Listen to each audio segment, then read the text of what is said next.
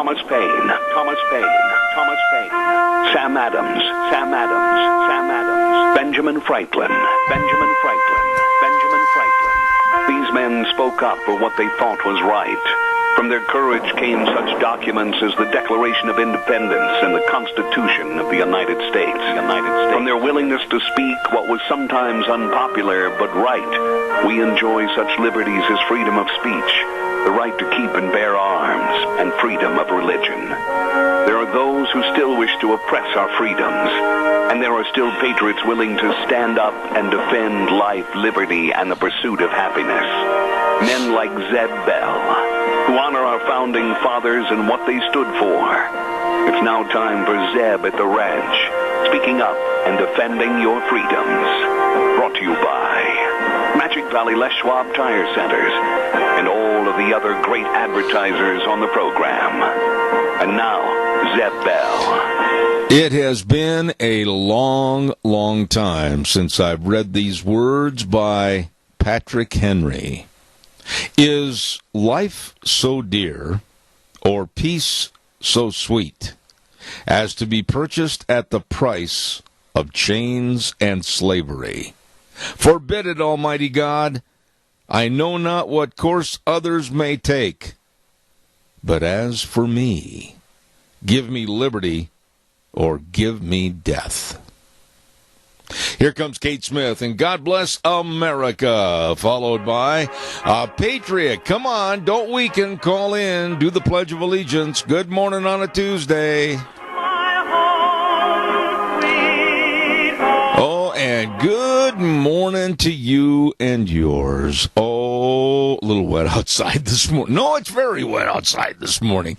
Good morning, Zeb at the Ranch. I'm Zeb Bell with our major sponsor, your Magic Valley Les Schwab Tire Centers, all 7 locations serving you, along with some of our great advertisers like Western Waste Services, always at your disposal. Get on the route service today. Call them at 734-6969. Get rid of your garbage.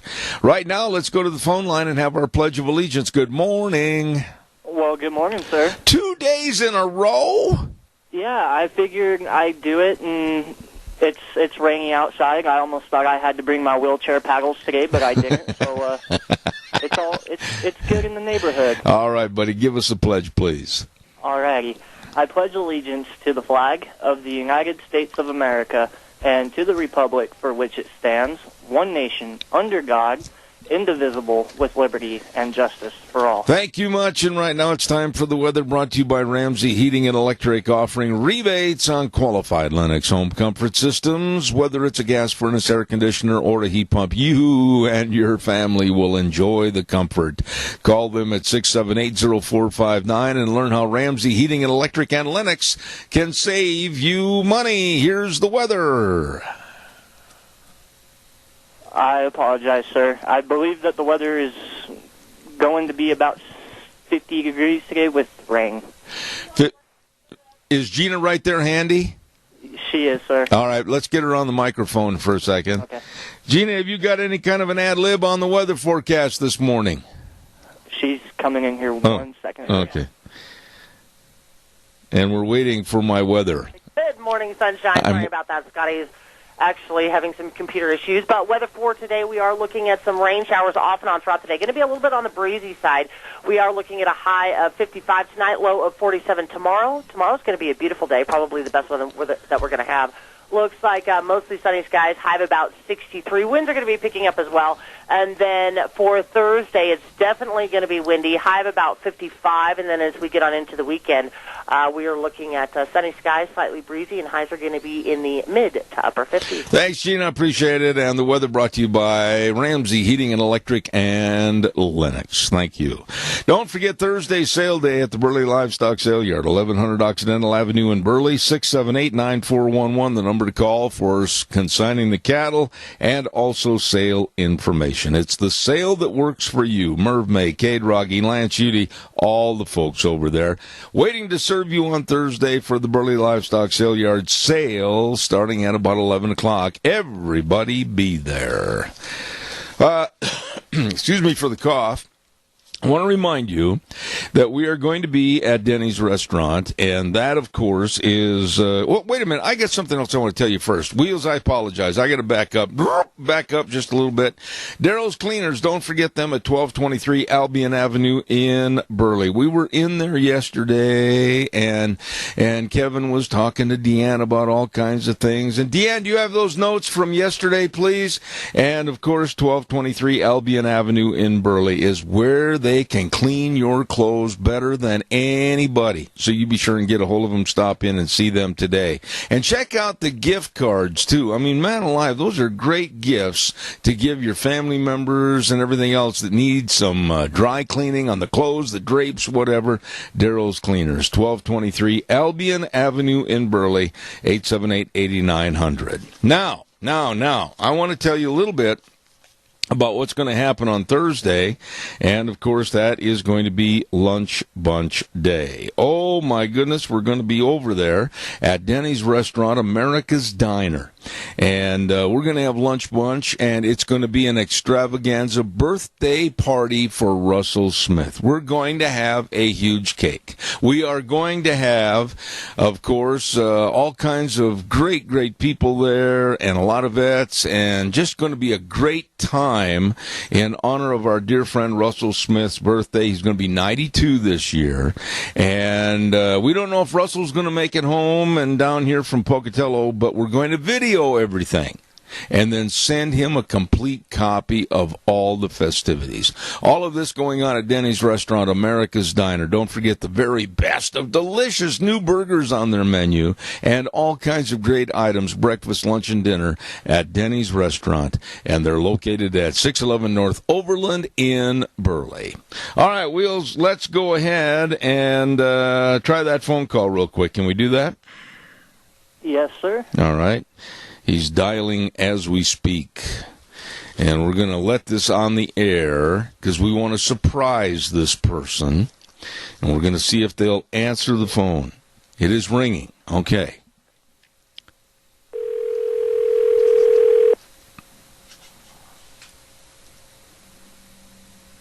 Good morning.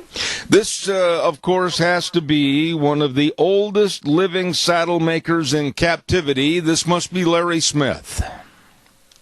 Well, he's not in captivity, though. Oh, well, he should be.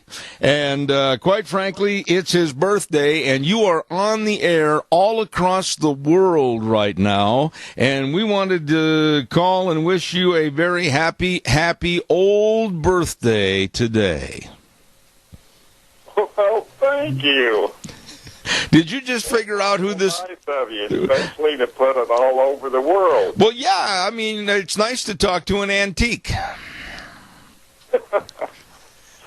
Well, you are you're one antique to another. Well, I know that you're old and kind of decrepit, and it took a while to hobble over to the phone and set down all your paraphernalia and answer the receiver and everything, but we wanted to wish you a very, very happy birthday.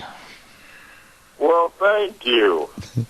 And it's very nice of you to think of me. Well, listen, when I think of antiques and old things, you, of course, came to mind. I did. Well, gee, many Christmas, and I'm not even 50 yet. I thought you had to be 50 to be antique. Let me tell you something, partner. You've seen the dark side of 50 for a long time, just like me. Have a great day, Larry. I got to run, but God bless you. You're on the air, and I'm sure a lot of people have heard you. Okay, thank you. All right, take care. Larry Smith up in Pendleton, Oregon, a dear friend of mine, and he's having his birthday today. Hey, don't forget Ramsey Heating and Electric at 2600 Overland Avenue in Burley, and they throw open the doors at 7:30 in the morning till 5 Monday through Friday. They've got all your heating, cooling, and electrical needs. And boy, I mean, if you've got questions, you just give the professionals a call. They've been doing this for over a half a century, and they'd love to visit with you. 678-0459, where they provide warm winters and cool summers.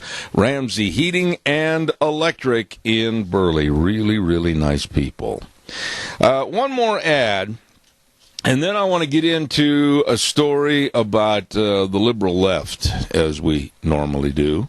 Don't forget Barry Equipment and Rental Sales Service and Parts at South Lincoln and Jerome, Addison Avenue West in Twin Falls, and 159 West Highway 30 in Burley. They have all the equipment to get the job done right. All you have to do is stop in and see them today. Pardon the cough. And don't forget, too, they've got the best of equipment rentals, retail equipment sales, and they've got those Walker mowers over there, 0% for 48 months. Mow like the pros mow. Stop in to see Barry Equipment and Rental, Jerome, Twin Falls, and 159 West Highway 30 in Burley. You know, have you noticed when you hear the chants on the liberal left, you know, when they're having all their anti-Trump rallies, and when they're out with their anti-Trump rallies and at colleges and universities, and they're protesting whatever, have you really listened to the filtered speech with the beep, beep, beep, beep, beep, beep? Everything they do and say on the liberal left tends to be very vile language. Now, it really was brought to my attention yesterday when I was watching a so-called, and I underline those words, so-called comedian, and that is Sarah Silverman. She was up at the podium talking anti-Trump gibberish, and every other word was, you know this, and you know that, and you can fill in the blanks on the you know.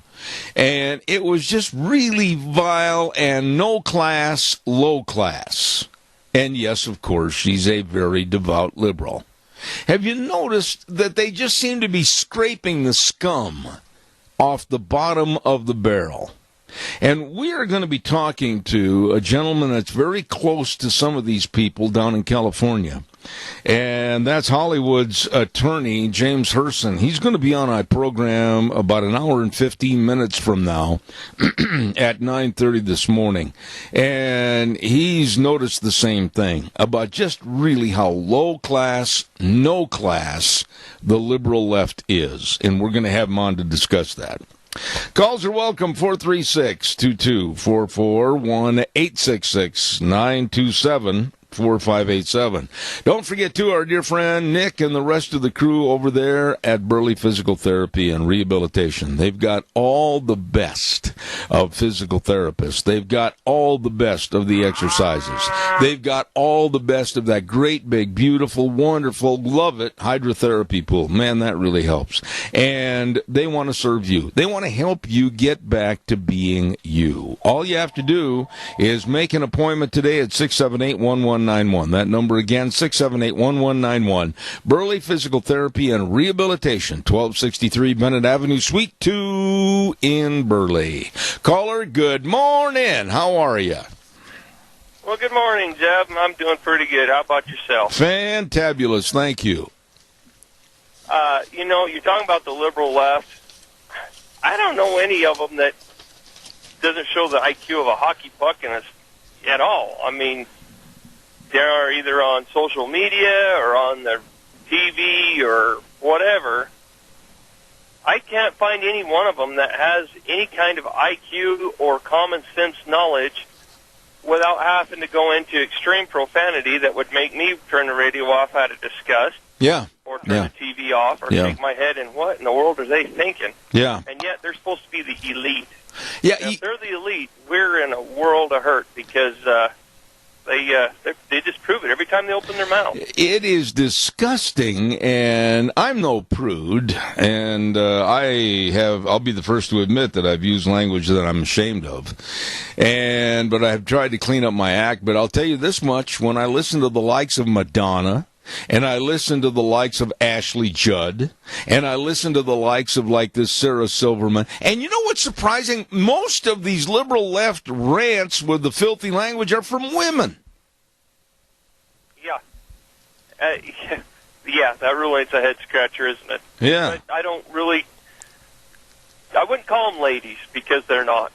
But women, yeah, okay.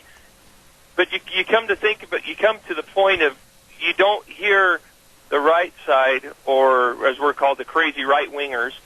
They don't hear us talking that way.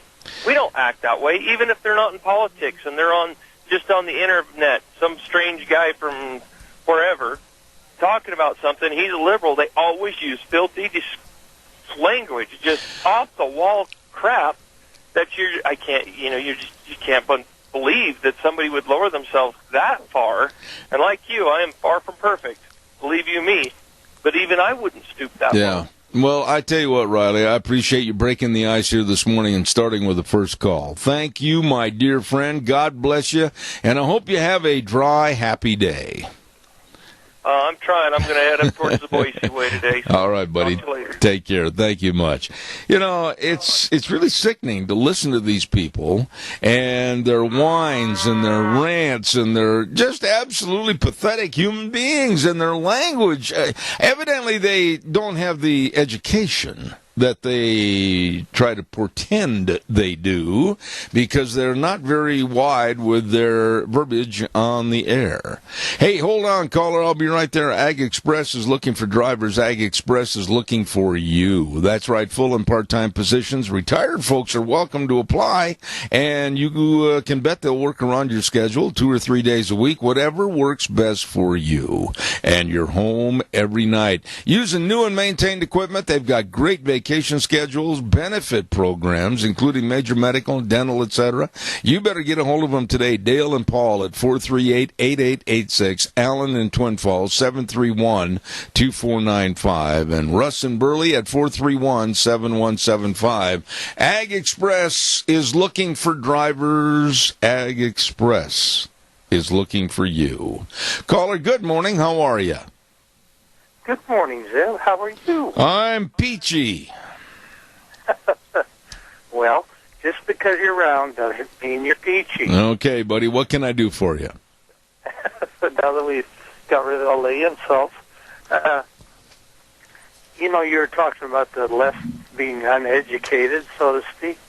I seen a deal on TV yesterday, and this clown had one of them tall hats, like cat in the hat, and he actually said that it's hard to describe, but he said Trump has already spent more money than Obama did in his first term. Oh, baloney. Now, my goodness, these people don't even come close to the facts. Well, the left is really good at distortion. The left is really good at pulling a blanket over a dead horse and covering it up. The left is really good at filthy language and innuendos and slandering character of other people.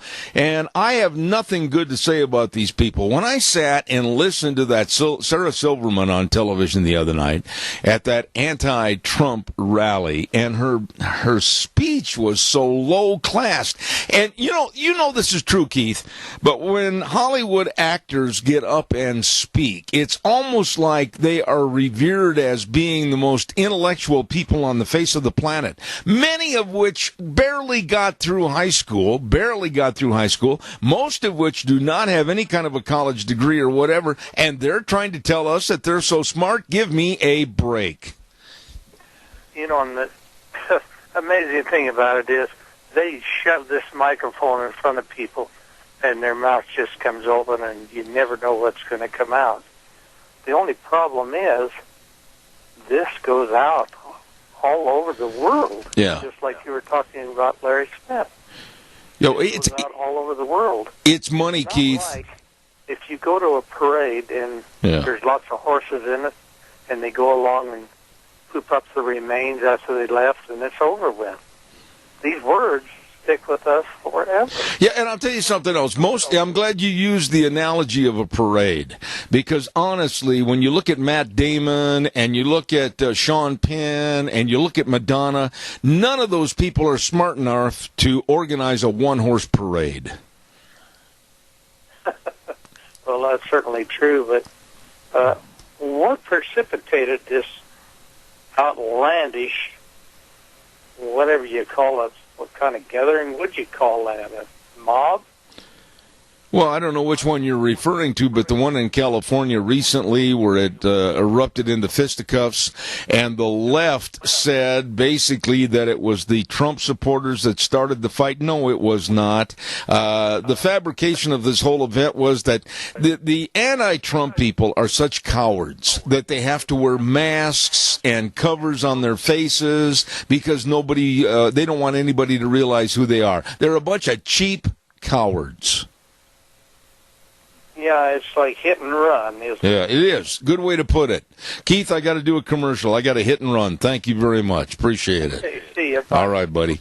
They are cowards, wearing masks and everything else, and they go down there and they started hitting and punching and pushing, and then this liberal on television last night, I just wish I could have somehow transported my fat, chubby little body through the TV waves and punched him in the nose. He said, oh, well, these people, these elderly and these others, why, they actually started it. They hit us for... That's a bunch of malarkey. Anyway, don't forget Mount Harrison Audiology and Hearing Aids. Hello, Dr. Christine Pickup. How are you? And she has the only locally owned and independent hearing health care practice in southern Idaho. Mount Harrison Audiology and Hearing Aids. And I really, really urge you to give her a call and find out what is going on to diminish your hearing. Call her. Get a hearing screening. 312-0957. 312-0957. They're located right across from the Minidoka Hospital emergency room and waiting to serve you. Mount Harrison Audiology and Hearing Aids with Dr. Christine Pickup, 312-0957. Also, don't forget on Mondays, we give away a dozen delicious cookies to Sophie's Chatterbox. They're serving now through their bakery and the restaurant maple scones. If you're listening over there, you can drop one in a box and send it carrier pigeon. I'd love to have one right now. Sophie's Chatterbox, 530 East Street in Rupert. Restaurant, bakery, extraordinaire. You stop in and see those good folks today. All right, calls are welcome. 436-2244, 1-866-927-4587. I want to get really serious here this morning and ask you a question. And I have never watched this show, nor did I want to watch this show. It's a television show called Homeland. And according to all the reports and the people that I've talked to back in D.C. and New York, it is really this season, I believe it's the 6th season of being on the air. This season, it is really going soft on Islam and Muslims in general. This scares me. I am really, really concerned. They're planning on putting all the current world problems in the gist of the show. It's going to change, and it's shifting from radical Islam to, are you ready for this? On the TV show, they're going to be blaming white men in government. Folks, there is a major shift going on in this country and, quite frankly, around the world to blame whites, Caucasians, for the problems of all the world, and especially here in the United States. So, this TV show, Homeland, is going to start changing and transitioning from telling the truth about radical Islam and how devious and scheming and deadly it is, to changing it on a soft sell basis and being more kinder and gentler to the Muslims and, of course, Islam in general. And blame it all on the whites. You know why? And you got to ask yourself this question and be fair. Why is there such a current love affair with Islam? They are trying to infiltrate and they are trying to confiscate America. And the ultimate goal is to get rid of us and our lifestyle. They hate us. Now, I guarantee you this. It will not be long in the very near future that what I just said about Islam and about radical jihad and Muslims, it will be no more a part of free speech. It's coming. It's coming. They're going to be very critical of me and others like me. And we're going to be in trouble. The liberal loons are putting them, the Muslims, in a soft light. And they're going to pit the rest of the problems against us as hate mongers and bigots. You mark these words this day, 4/18 at 8:32 in the morning. I said it and I'll stand behind it. For some reason, we, this country, the United States of America, our politicians, and I can think of one right here in the state of Idaho, have been duped into thinking, oh my, this is a rosy little garden with these people. It is not. Calls are welcome, 436-2244, 1-866. If you don't comment on it, well, I guess you don't care. Autumn Haven Assisted Living Center, 924 Christian Way in Rupert. Number to call, 436-3200. And they make every effort to make Autumn Haven the best place for their residents. And they invite the public to come by and tour the facility anytime, check them out. And they've got a beautiful, beautiful patio in the backyard where they hold barbecues and outside summer parties and everything. And they take all the residents to various community events. They really care. That's right. Autumn Haven Assisted Living Center, 924 Christian Way in Rupert. The number to call, 436-3200. Now, they're small compared to some, but with a bigger heart than most. All right, your turn. 436-2244. Good morning, caller. You're on the air. Good morning, sir. Yes, how are you? Well, I've been better, been worse. Well, we all have. I complain, so. Do you agree with my comments a few moments ago? In all sincerity, I believe everything I just said is going to come to fruition sooner than later. It is on the way. And I can only see one reason someone will turn their back on fellow Americans.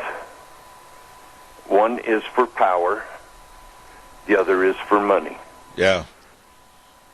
Yeah. And I thoroughly believe the liberal left has been so brainwashed that they think if they support Islam, when Islam starts beheading everybody, they're going to be spared.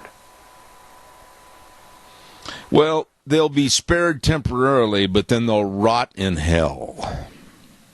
Yeah, exactly. I mean, good people need to stand up because Islam, in my opinion, and everybody's entitled to one, it is a religion of the devil. Let me ask you something right there.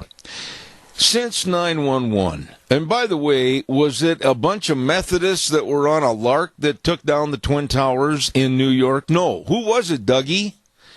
They were Muslims. Oh, okay. Was it a couple of Lutherans that were going crazy in San Bernardino? Who was it, Dougie? Muslims.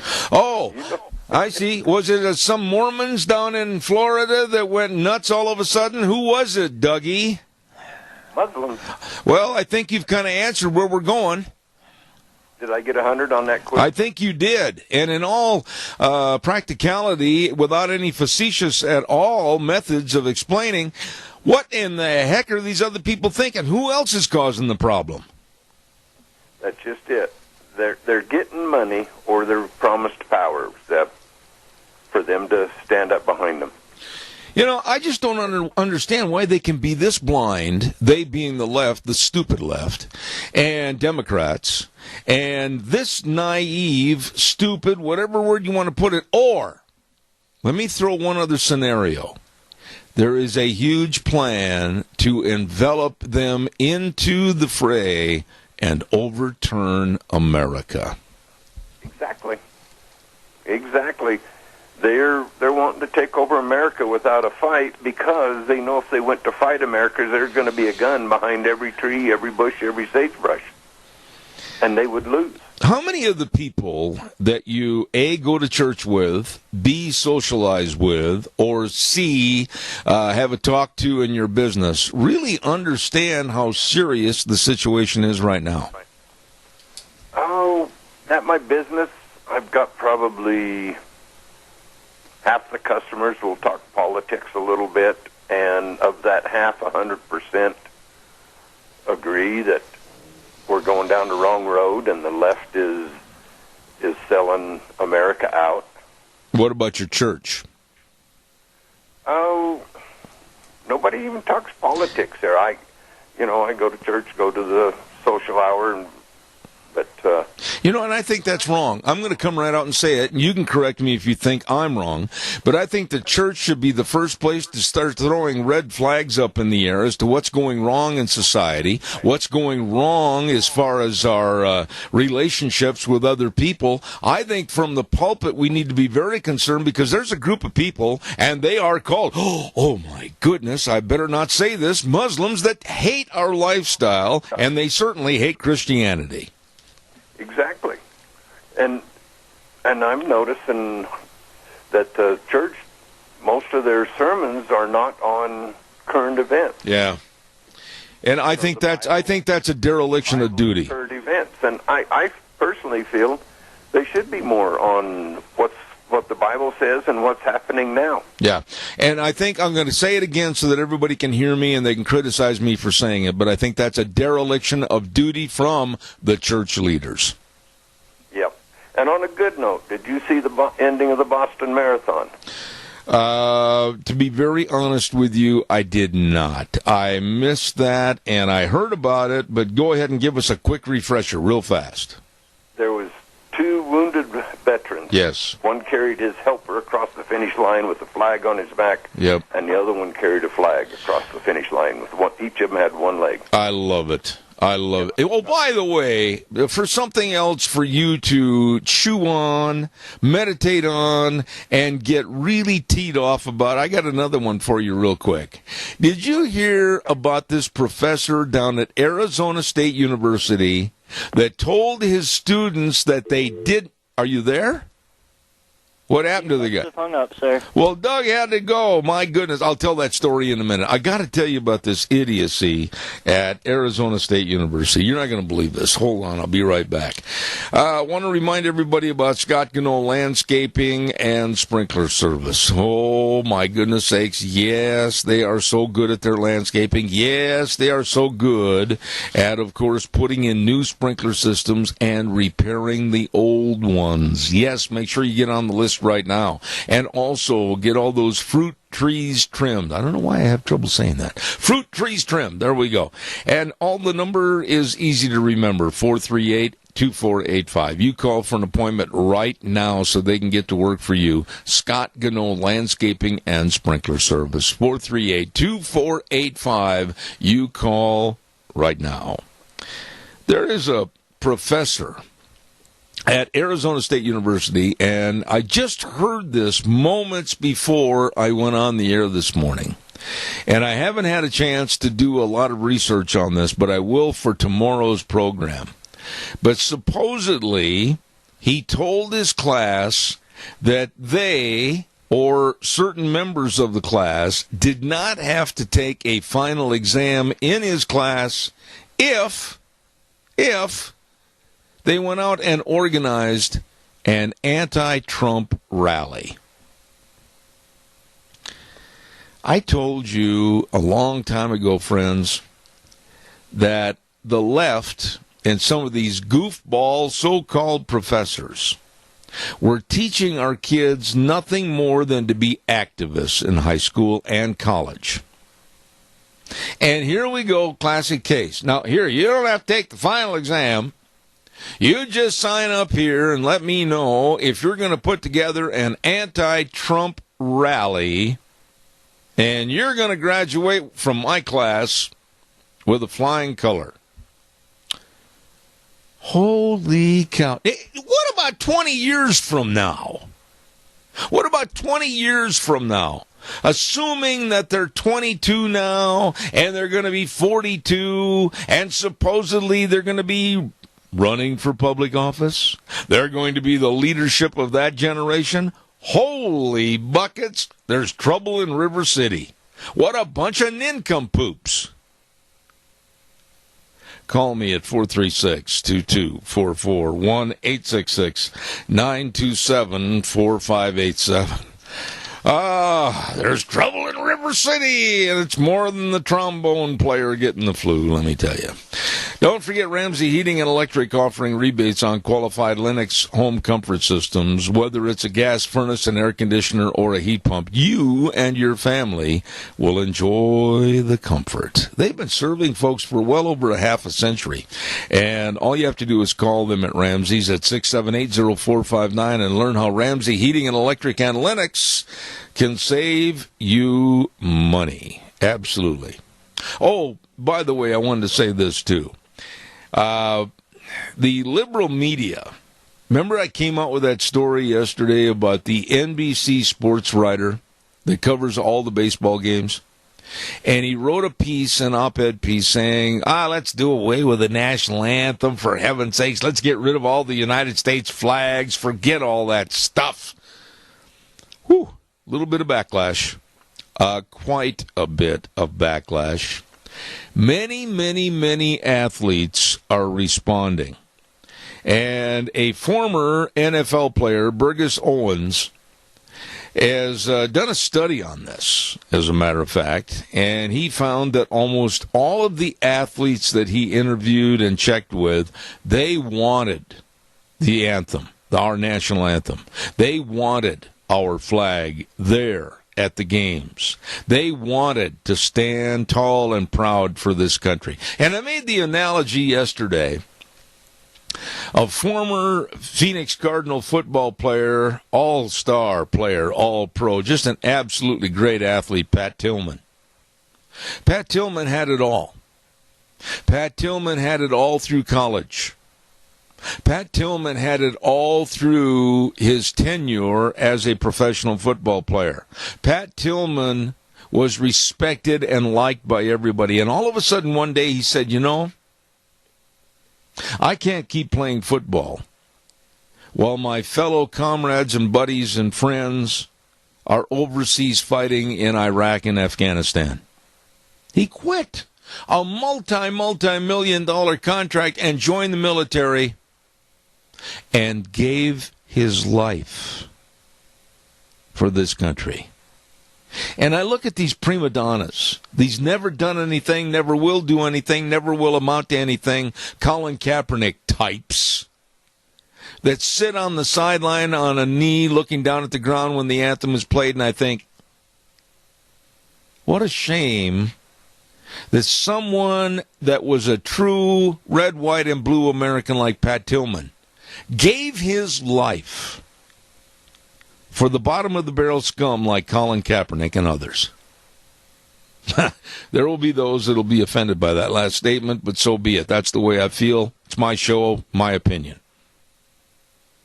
But it just doesn't make any sense in this America where there are so many great athletes and there's so much pride in the flag and our national anthem that some knot-headed journalist that doesn't like the flag or the anthem for his own personal reason, I don't care what it is, wants to take it away and stop it. And unfortunately, NBC has done this on more than one occasion to hide the national anthem by either going back to the studio with commentary by two other announcers, whatever. I think it's shameful. I think it's disgusting. And I think they should be hauled out on the carpet for their actions. What are your thoughts? You're not saying anything. Give me a call. Weather forecast brought to you by Riverview Urgent Care and Medical Center at 382 North Overland in Burley, along with our friends at Twin Falls Urgent Care, 2392 Addison Avenue East in Twin Falls, and Jerome Urgent Care, 133 West Avenue A in Jerome. It's true, the doctor will see you now, not in 4 or 5 days. Minor emergencies, major care. They really take care of you. The Urgent Cares, and right now, here's Gina with the weather. If we can get through the precipitation of today, looks like we'll see some sunshine throughout the rest of the week. Here is your weather forecast for Zeb at the ranch. And yes, rain showers, thunderstorms expected off and on throughout today. Going to be a little bit on the breezy side as well.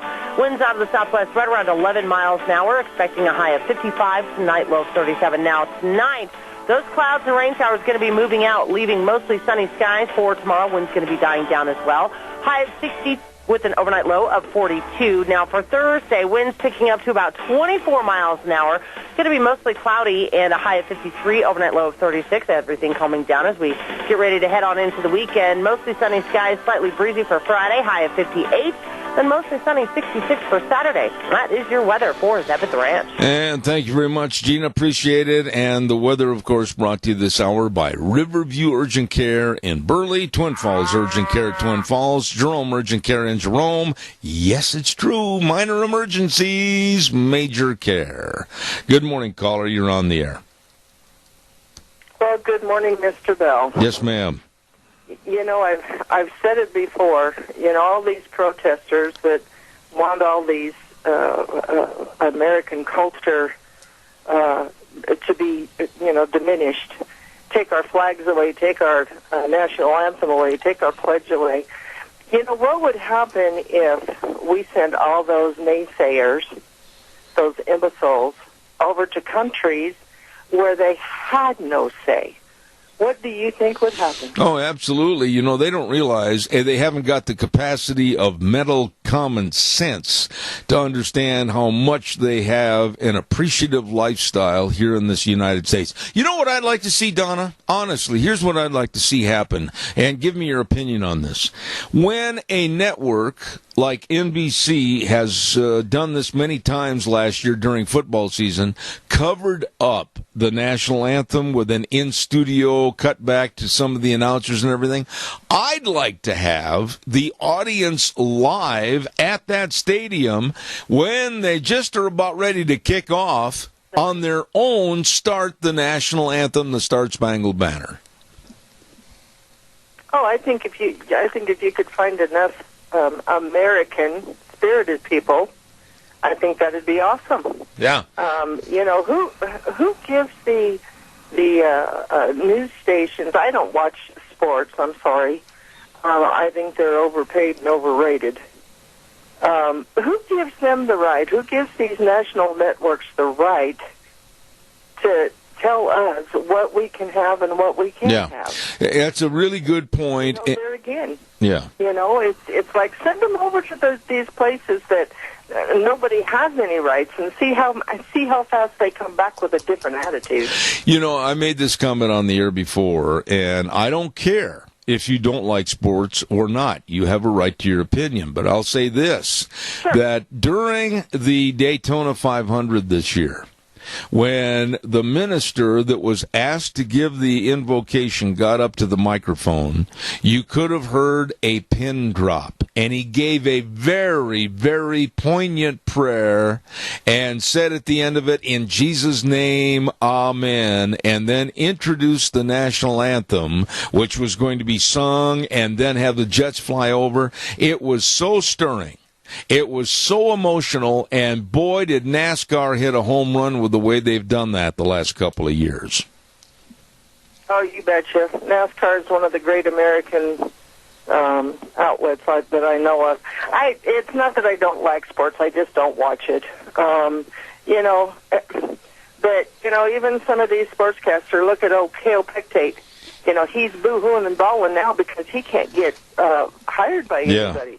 Well, you know, serves you right, bucko. Yeah, I'm sick and tired of all these people telling me what we can do and what we can't do. Is this not the land of the free because of the brave? Where the hell are the braves? Well, and on the other side of that coin, and bear with me, don't get mad at me when I say this, Kaepernick in this land of the free has every right to be an idiot and, like you said, an nincompoop. But we also can say things about him and his stance in a free speech society to belittle what he did, and I'm going to continue to do so. Yeah, me too. I'm right there with you. All right. I just wish we could get more American-spirited people to, stand up, knock the liberals out of the park. There you go. I mean, they're showing their lack of compassion, their lack of patriotism. I'm sick of it. They need to shut up, sit down, and start following the laws and rules that were put in place before they were even a twinkle in their daddy's eye. Oh, right. There's another conversation piece. All right, Donna, God bless you. Thank you so much. Have a good day. All right, see you later. Thank you. Calls are welcome, 436-2244, 1-866-927-4587. What is going on with British Prime Minister Theresa May? She came out yesterday and said, oh, well, okay, let's have a do-over. What do you mean a do-over? Well, let's go ahead and have a re-vote on Brexit, to leave the European Union. Let's have a do-over. Maybe they've had time to rethink their positions. Maybe they've had time to reanalyze. What in the world is this with Theresa May, Prime Minister of Great Britain, coming out for a do-over? If I were the people over in that area, I would absolutely be outraged. And I would be throwing tin cans and whatever at the residence of the Prime Minister. Oh, let's have a do-over. Perhaps the vote didn't go right. And think about the logistics of the same scenario with the Democrats and the liberal loons in this country. Oh, well, we're going to demand a do-over. It's at the end of the first 100 days. We don't like Trump, so we're going to demand a do-over. What in the world is going on here? Calls welcome, 436-2244, 1-866-927-4587. Big spring tire sale going on at your Magic Valley Les Schwab Tire Centers. Oh, my goodness, they've got all the top name tires for your cars and your pickups and your SUVs on sale. And, of course, you know that they've got the best in brake service. They've got the highly trained brake technicians, and, of course, the front-end alignments and the shocks and the struts and the batteries. Wow. Every location absolutely the most professional and the most service-oriented for you. You stop in and see Lane and Rupert today, Dave on Blue Lakes and Twin, Mike and Buell, Mike and Jerome, the Twist family in Paul. Howdy, how you doing? Daniel on Pole Line in Twin Falls, and Randy on Overland in Burley. Oh, they are the best. Your Magic Valley Les Schwab Tire Centers. You stop in and see them today. Well, good morning. How are you? Good morning again. When you're talking about that Theresa May and the do-overs, yeah. What do we just do it over and over again until we get it done the way she wants it done? Well, do you suppose? Is the purpose of a do-over? Yeah. Doesn't that make you mad, though? I mean, how would you feel, Keith? Let's say you used to be in the car business, and all of your employees voted to go one way, and then all of a sudden somebody was causing to be the little fly in the milk, and they said, no, we got to have a revote. I don't like this. And they talk to this guy, and they talk to this guy, and they demand a do-over. It's going to cause nothing but trouble. Oh, it's absolutely a train wreck. Yeah. Because then you get more divided instead of united. Absolutely. And when she said, I think we'll go ahead with a do-over, I about fell out of my chair. It's just, I can't believe that she said that either. I didn't see it, but just to hear somebody say, well, it didn't go my way. Let's keep on doing it. Well, it does go my way. Yeah, that's the ultimate insanity. Anyway, Keith, God bless you, man. Thank you so much. I appreciate it. Thank you. All right. I just don't understand some of the absolutely slow people that are involved in government, and I mean that word slow. We're going to have Frosty Woldridge coming up next hour. I don't think you want to miss it. I got a message from Frosty, and he's only going to be on the air 2 more weeks, and then he's going to take an extended, almost 6-month vacation from being at home, being on the radio, doing anything except traveling with his lovely wife, and I envy him. I think that's wonderful. And then at 9:30, Hollywood lawyer and writer, excellent person, James Herson. Don't miss that. We've got all that coming up next hour. Then we got Dr. History, and then Senator Kelly Anthon. Oh, we've got a full plate this morning.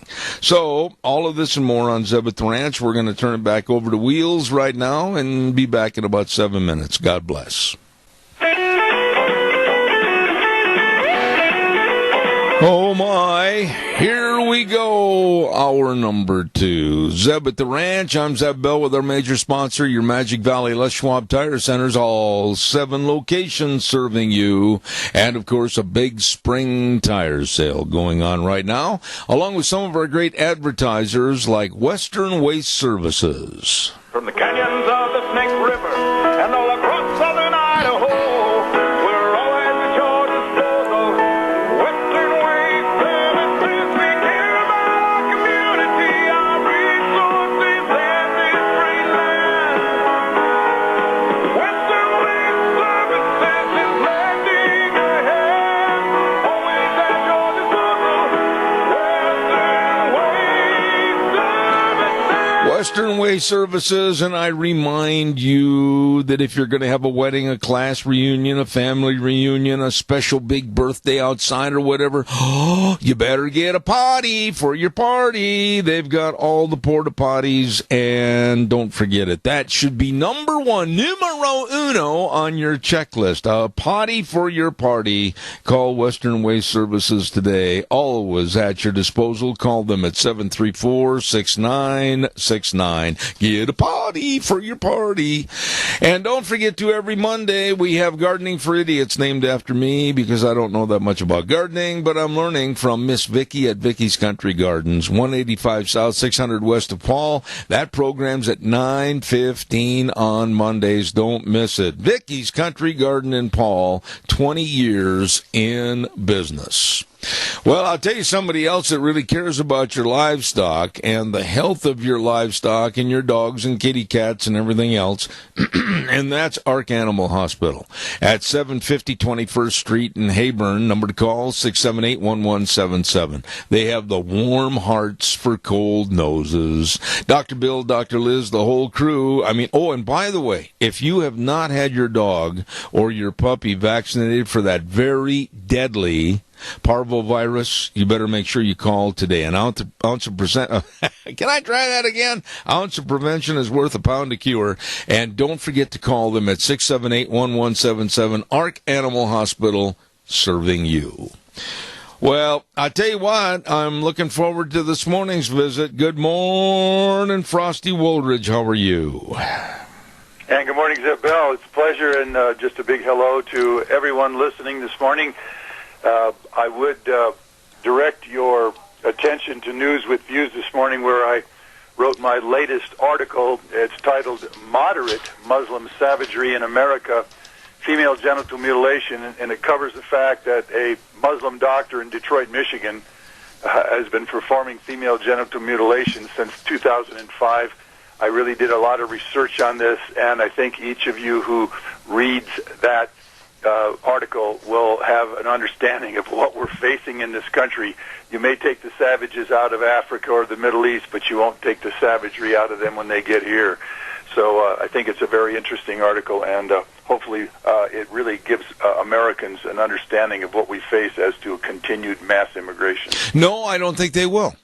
I'm going to be very blunt with you this morning, my dear friend. I don't think the American public in large will do that. I think that we've developed a passivity. I think we've developed a naivete against Islam and the dangers of radical Islam and the infiltration of Muslims into this country. I don't know. I'm really on the negative side of this. I'm concerned. Well, and I would agree with you. And one of the things that everybody zeroes in on is that radical Islam is the real danger. But let's examine moderate Islam. Does moderate Islam promote women's rights or free speech or religious choice or gay rights? Does it prevent female genital mutilation? Does moderate Islam work for stopping the 20,000 honor killings annually that go on in Muslim countries? These are moderate Muslim countries. Does moderate Islam work for human rights or spousal choice and or animal rights here in the USA or anywhere else? And, of course, the answer is none of the above.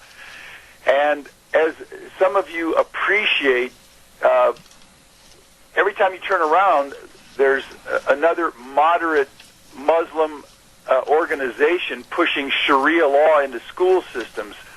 And if you look on Facebook, you see it all the time. So you're right. There's no question, Zeb. The American people don't really realize the dangers that they face and their children face as the numbers of Muslims import themselves into this country, and we just keep doing it to ourselves. And so, yeah, it's going to get down to unfortunate consequences when we're really staring it in the face in every one of our own communities. I'm telling you, Frosty, and I'm glad you wrote this piece. And caller, stand by. I'll be right there.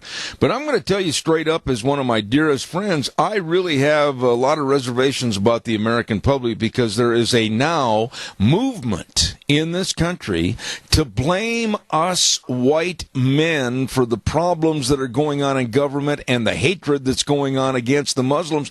And this thing is starting to grow and really gather speed like a bicycle tire going downhill. I'm very concerned about it. We'll take a call and then we'll come back to this. Good morning. You're on the air. Well, quickly, I haven't been able to listen like I wanted, but I don't know if you spoke about the female physician, the lady physician who was Muslim. Yes. Who had been doing genital mutilation to young girls as young as, well, it doesn't matter. We're talking about little girls, 6 to 8 years old. And this is, this kind of crime, and then the media knew about it and covered it up.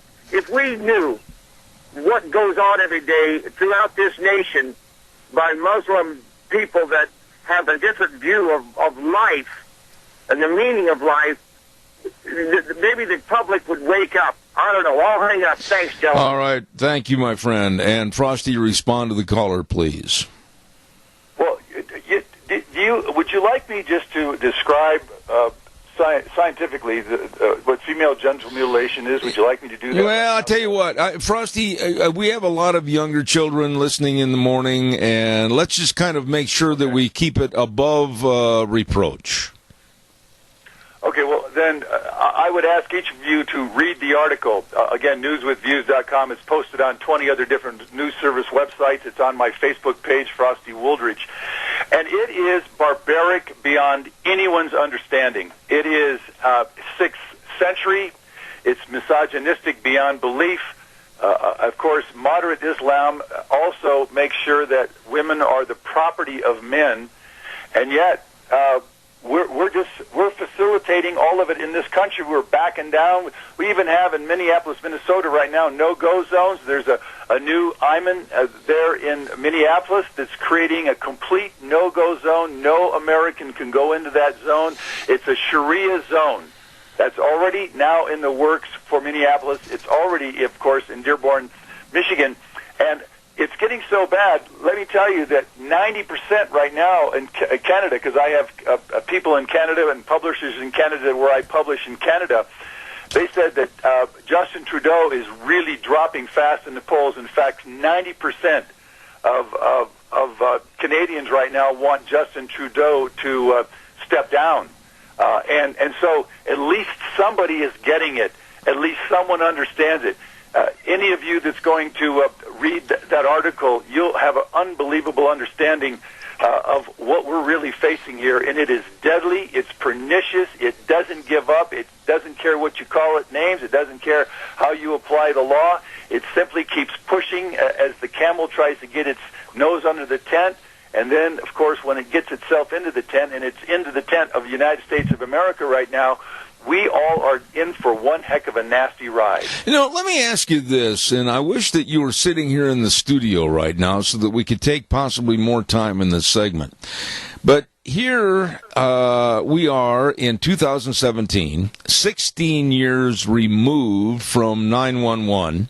16 years removed from over 3,000 Americans dying in the streets, dying in elevators, dying in the bottom of basements at the Pentagon, dying at the hands of radical Islam, and now we're seeing a complete resurgence, a complete love affair with Islam, even to the point where television shows like Homeland are going to change their entire modus operandi and befriend the Muslims and put the blame on white men in government. I ask you, my dear friend, have we gone nuts?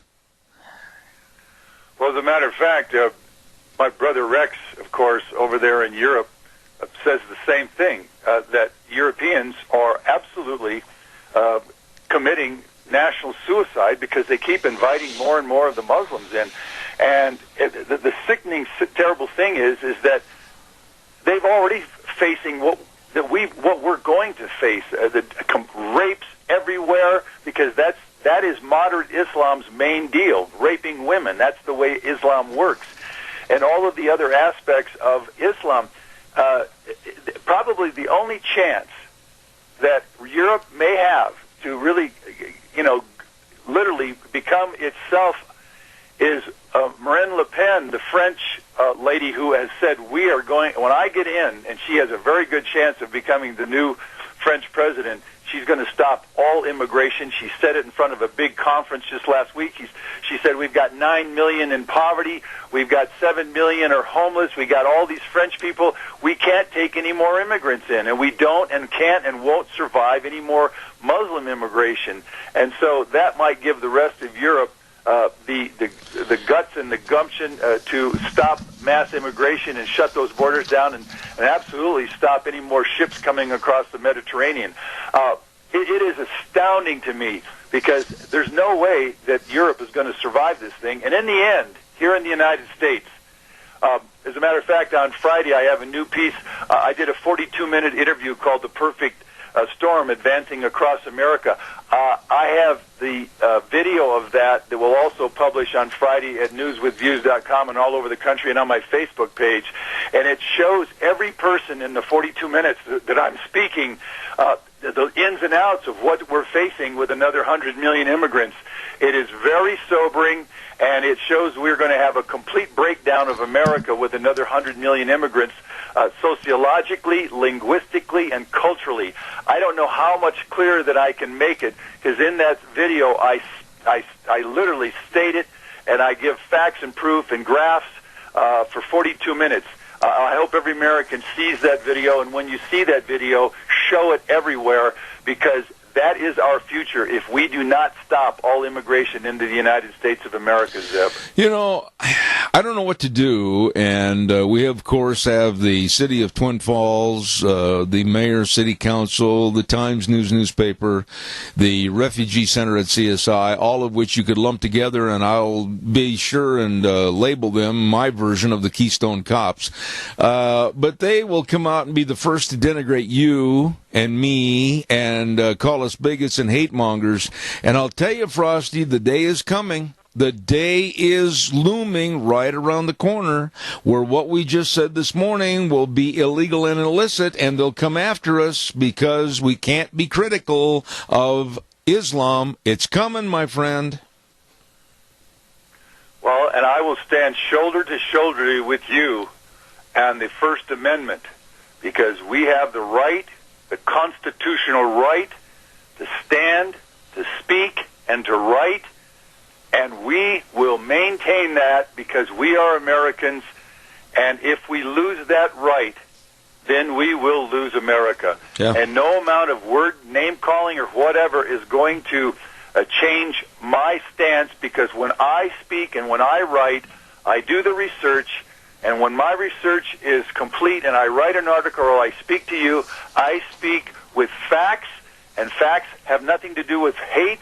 The facts have nothing to do with racism. They have nothing to do with xenophobia. Facts are facts, and you can't run from them. You can't hide from them. They are facts.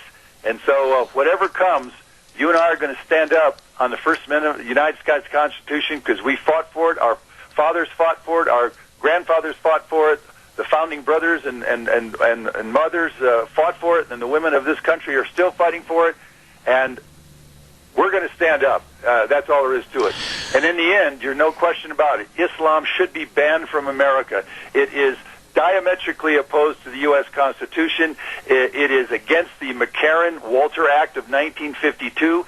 It is a political, economic, religious system that should not, cannot, and will not be able to function in the United States of America because it is here to conquest and defeat the U.S. Constitution and really replace it with the Sharia law, which is the most barbaric law ever created from a 6th century madman named Muhammad. So I'm going to stand with you. No one's going to shut me down when I bring the facts. Let me change gears quickly. I've only got a limited time this morning, and I want to end the program with a little bit more information on you. But did you hear about that Arizona State University professor, Frosty, that told the members of his class, listen, if you organize an anti-Trump rally, I will give you enough points towards your final exam. You don't have to take my final exam. This just solidifies my point that I've made for a long time on the radio, that colleges and universities are turning into nothing more than training activists to go out and disrupt the American ideal.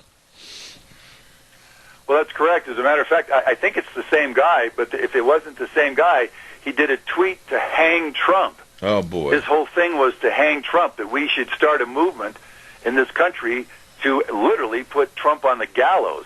And the university, and I think it might have been in California, but it might have been the same one in Arizona, finally shut down that class for the rest of the week or month or whatever. But when you have that kind of treason going on in the schools, and you're fostering this kind of revolutionary consequence, you know that we've got a problem. And I know that many of you know Thomas Chittum. He wrote The Coming Breakup of America, Civil War II. And he literally, this book is 15 years old. And I interviewed him 15 years ago, and I read the book. The things that he talked about are happening across the country, whether it's La Raza on the Spanish-Mexican side, whether it's Black Lives Matter, when it comes to the African-American breakup, or whether it's the Muslims with CARE, or the American Muslim Foundation, or the American. I mean, it just goes on and on and on with the Muslims and all the organizations they're creating, and so we could very well be seeing the Civil War II, the coming breakup of America, in our own lifetimes, all because we sat around and just watched this thing continue. And we have, we certainly did something by voting in Trump, but he's not, at this point, he's not shutting those borders down. He certainly isn't stopping the Muslims from coming in. So I'm not sure where we stand right now and how or if we're going to survive this thing. I agree. I totally agree. Caller, real quick. I've only got a couple of minutes left. Go ahead, please. Well, I'm calling back to what he said, Laurent. I want you to know that in California, the illegal Hispanic students who are there on our dime, they are in class. The chaos that they are creating. If you saw the example I saw, you would be up in arms. You would be furiously screaming. These students, they just want to call us names. They talk about how they're going to take over the country, and they're sitting there on our dime as we pay for their education, and they don't learn a thing, and they're disrespectful to the teachers, and the hierarchy in the school district is all, sympathetic to this cause. And the chaos, California is burning down, and Jerry Brown is worrying about global warming. Thanks. Yeah, no, I appreciate that. Frosty, quick response, and then I've got to wrap things up. Go ahead. Yeah, he's quick. He's very correct. There's literally no education going on, and there's 100 different languages in all the schools out there. Most of the kids are all Hispanic, Mexican, immigrants and illegals and legals. California adds 1,655 new people every day to California's population. and 98% of them are legal and illegal immigrants. So, and by 2042, everyone listening here, 2042, Mexican-American Latinos will become the new majority here in America. So we're going to see a demographic change of our country to a completely different ethnic group. And that's coming within 25 years from now, and the Spanish language will become one of the more predominant languages in the country with this new majority. That's what's coming, Zeb, and that's what I've been predicting. That's what I've been writing about for the last 20 years, and it's now coming to fruition faster than I even imagined, and that's what we're facing if we don't stop all immigration coming into the United States of America. I agree with you.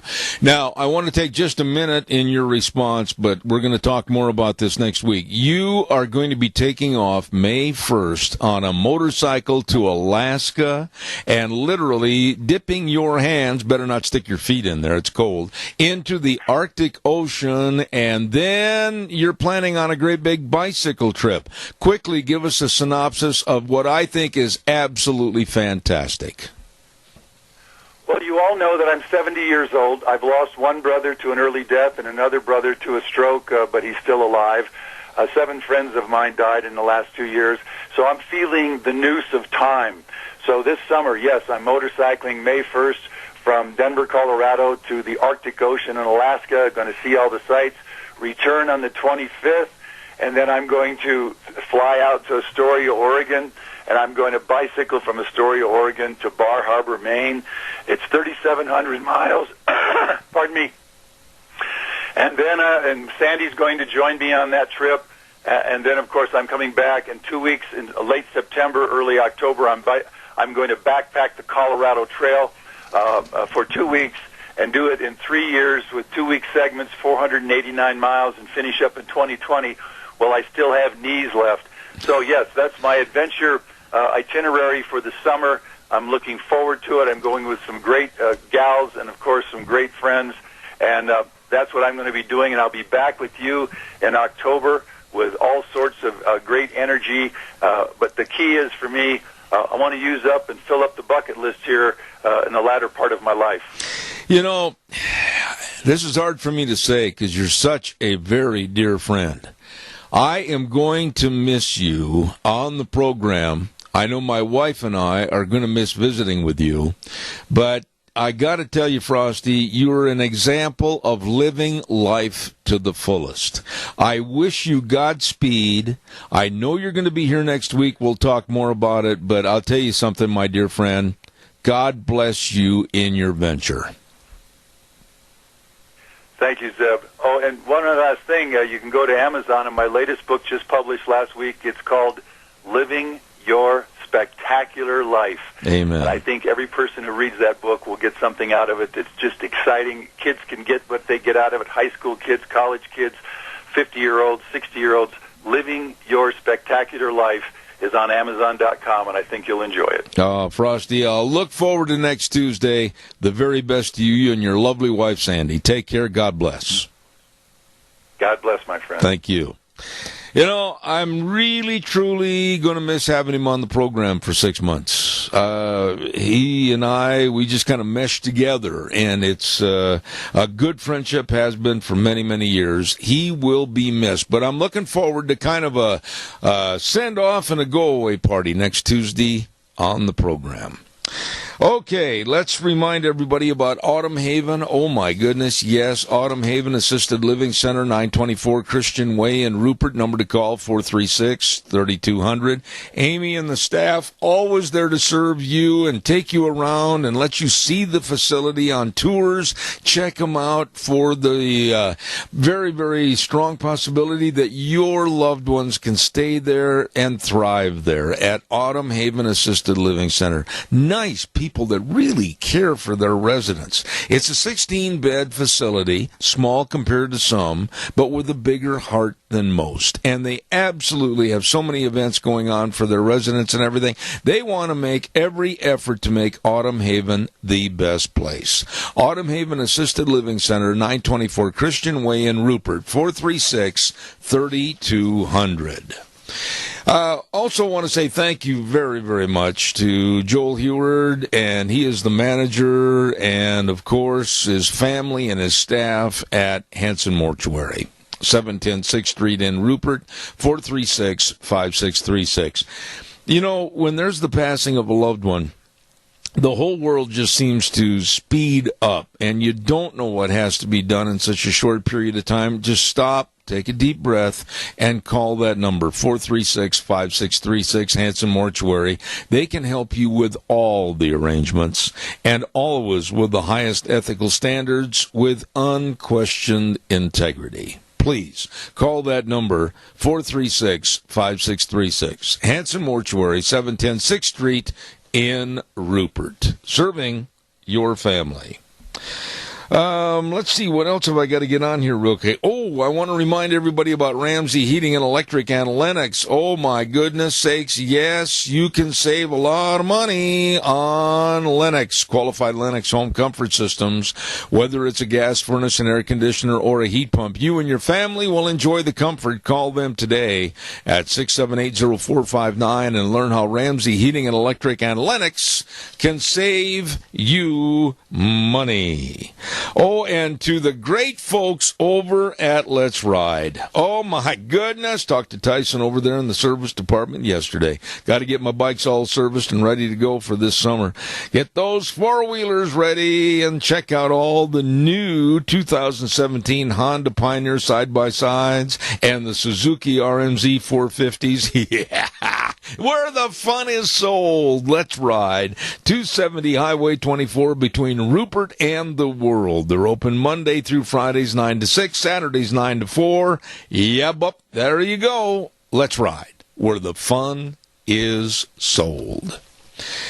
Right now, I really am looking forward to our next guest, and he's been on our program many, many times in the past. And, of course, looking forward to more times in the future.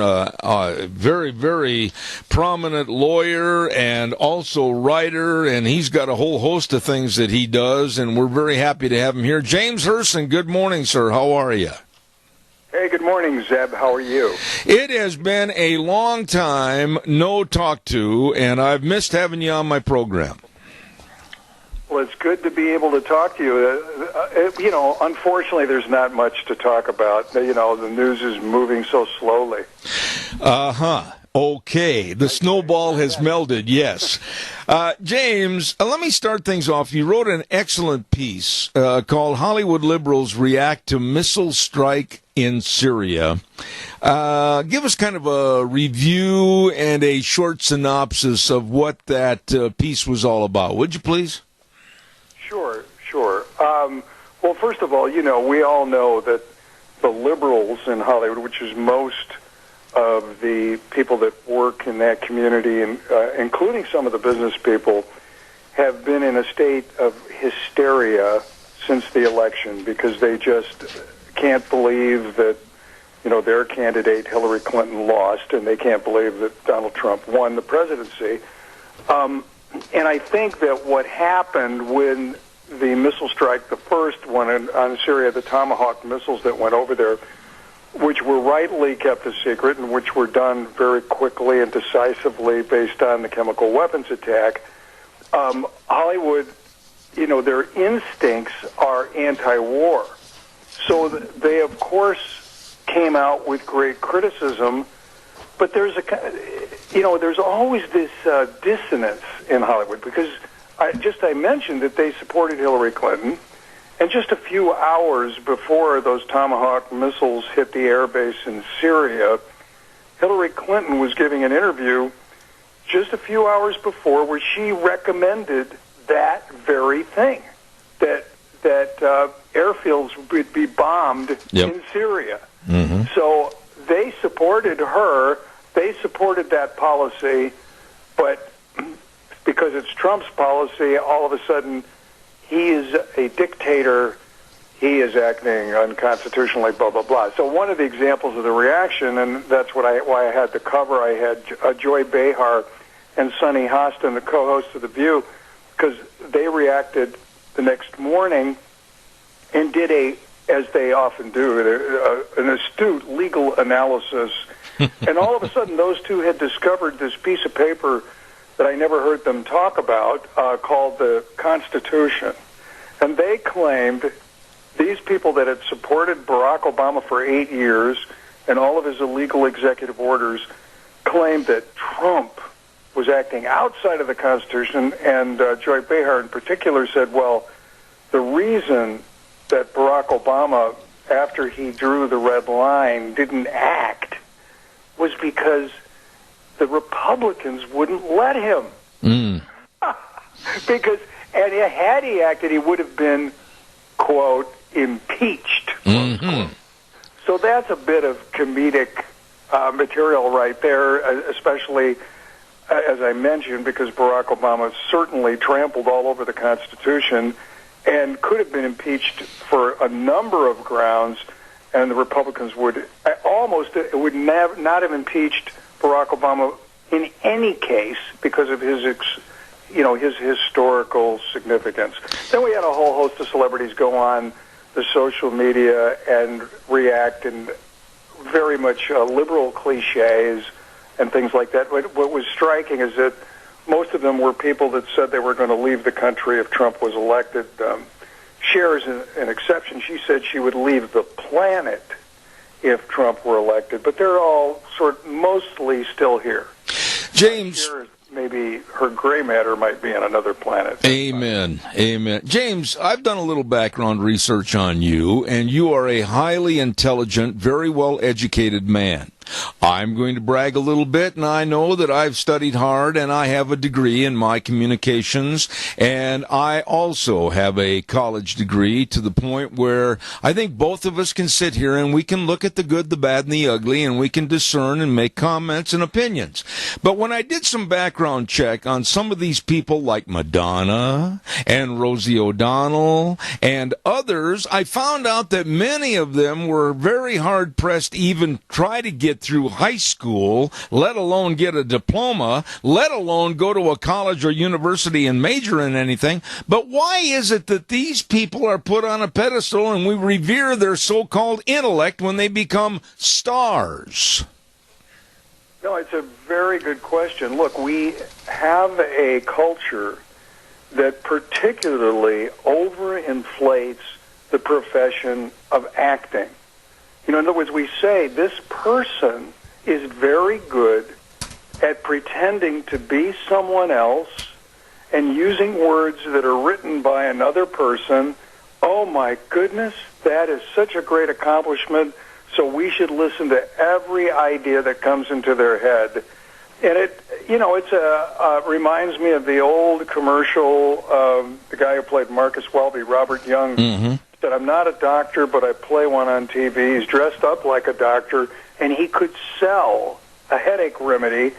And so we know that star power is overinflated in our society, and yet we have individuals who are famous endorsing products, and the products then fly off the shelves.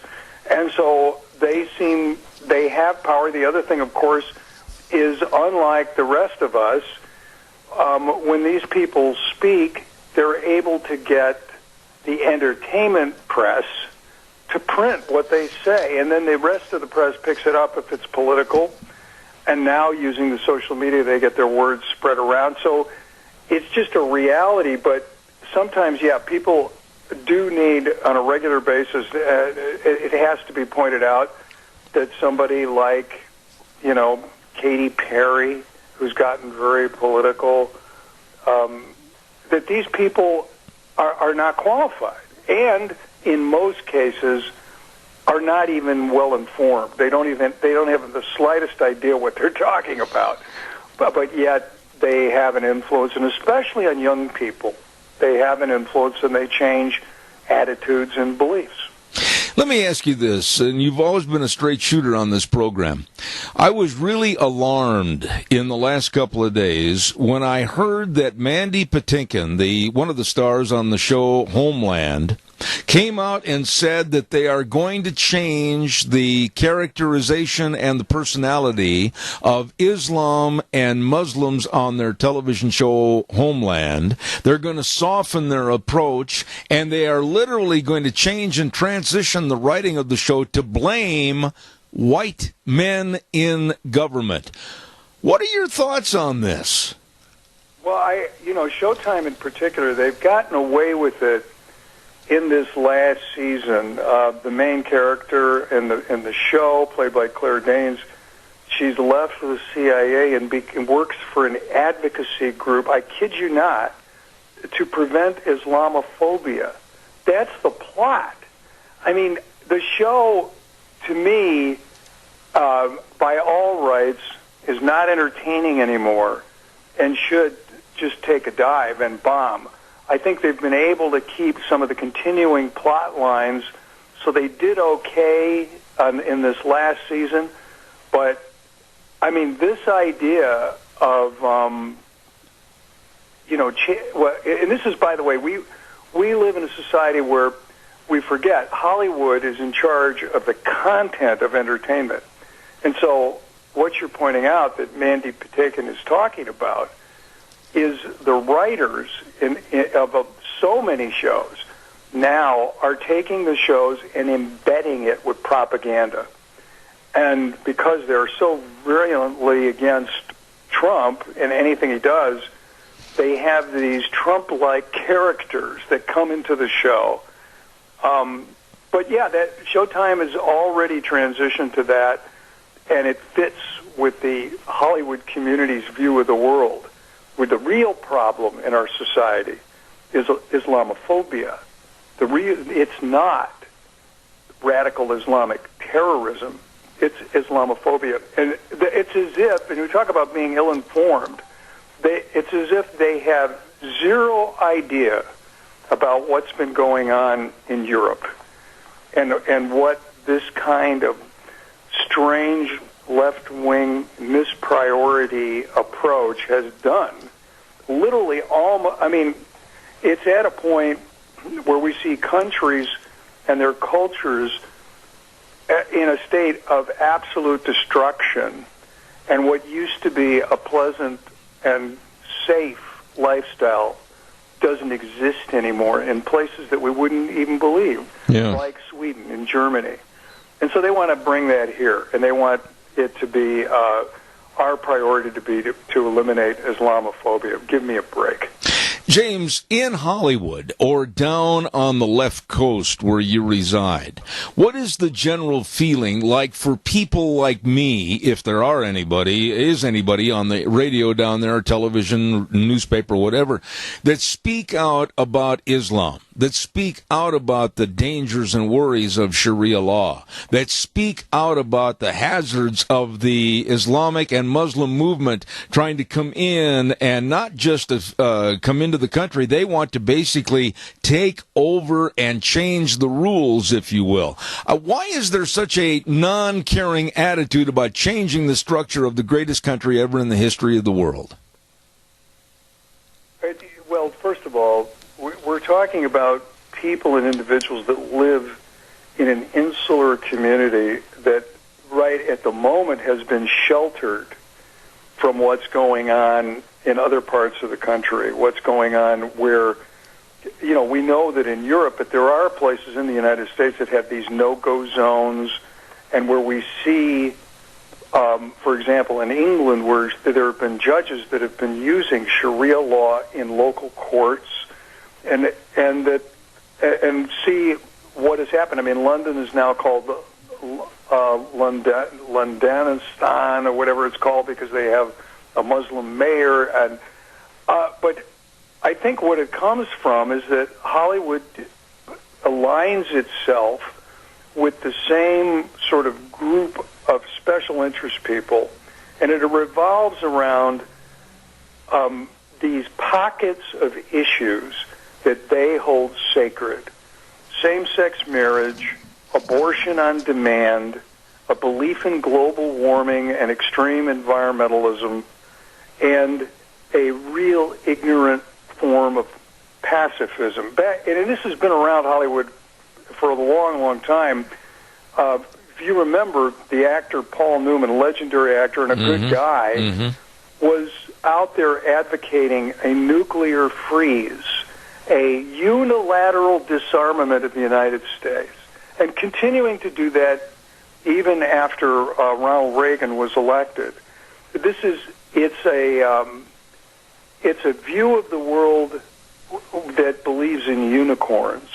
It's a view of the world that doesn't look at empirical facts like you do. And because they don't, and they don't really have knowledge of what's happening in the world, their highest level of morality always involves diversity and tolerance, using those words and twisting them into harming America. You know, one final thought here, James, and then I'll let you go. But every time I turn on the news or I pick up a newspaper and I read about an anti-Trump rally or I read about some of the participants and you hear the bleep, bleep, bleep, bleep on all the videotapes, the left using some of the most vile, filthy language, and they're cowards by covering their faces and creating all these disturbances and everything. Pretty soon this has got to stop. America is at a boiling point, and the left absolutely is pouring on more hot water. What are your thoughts?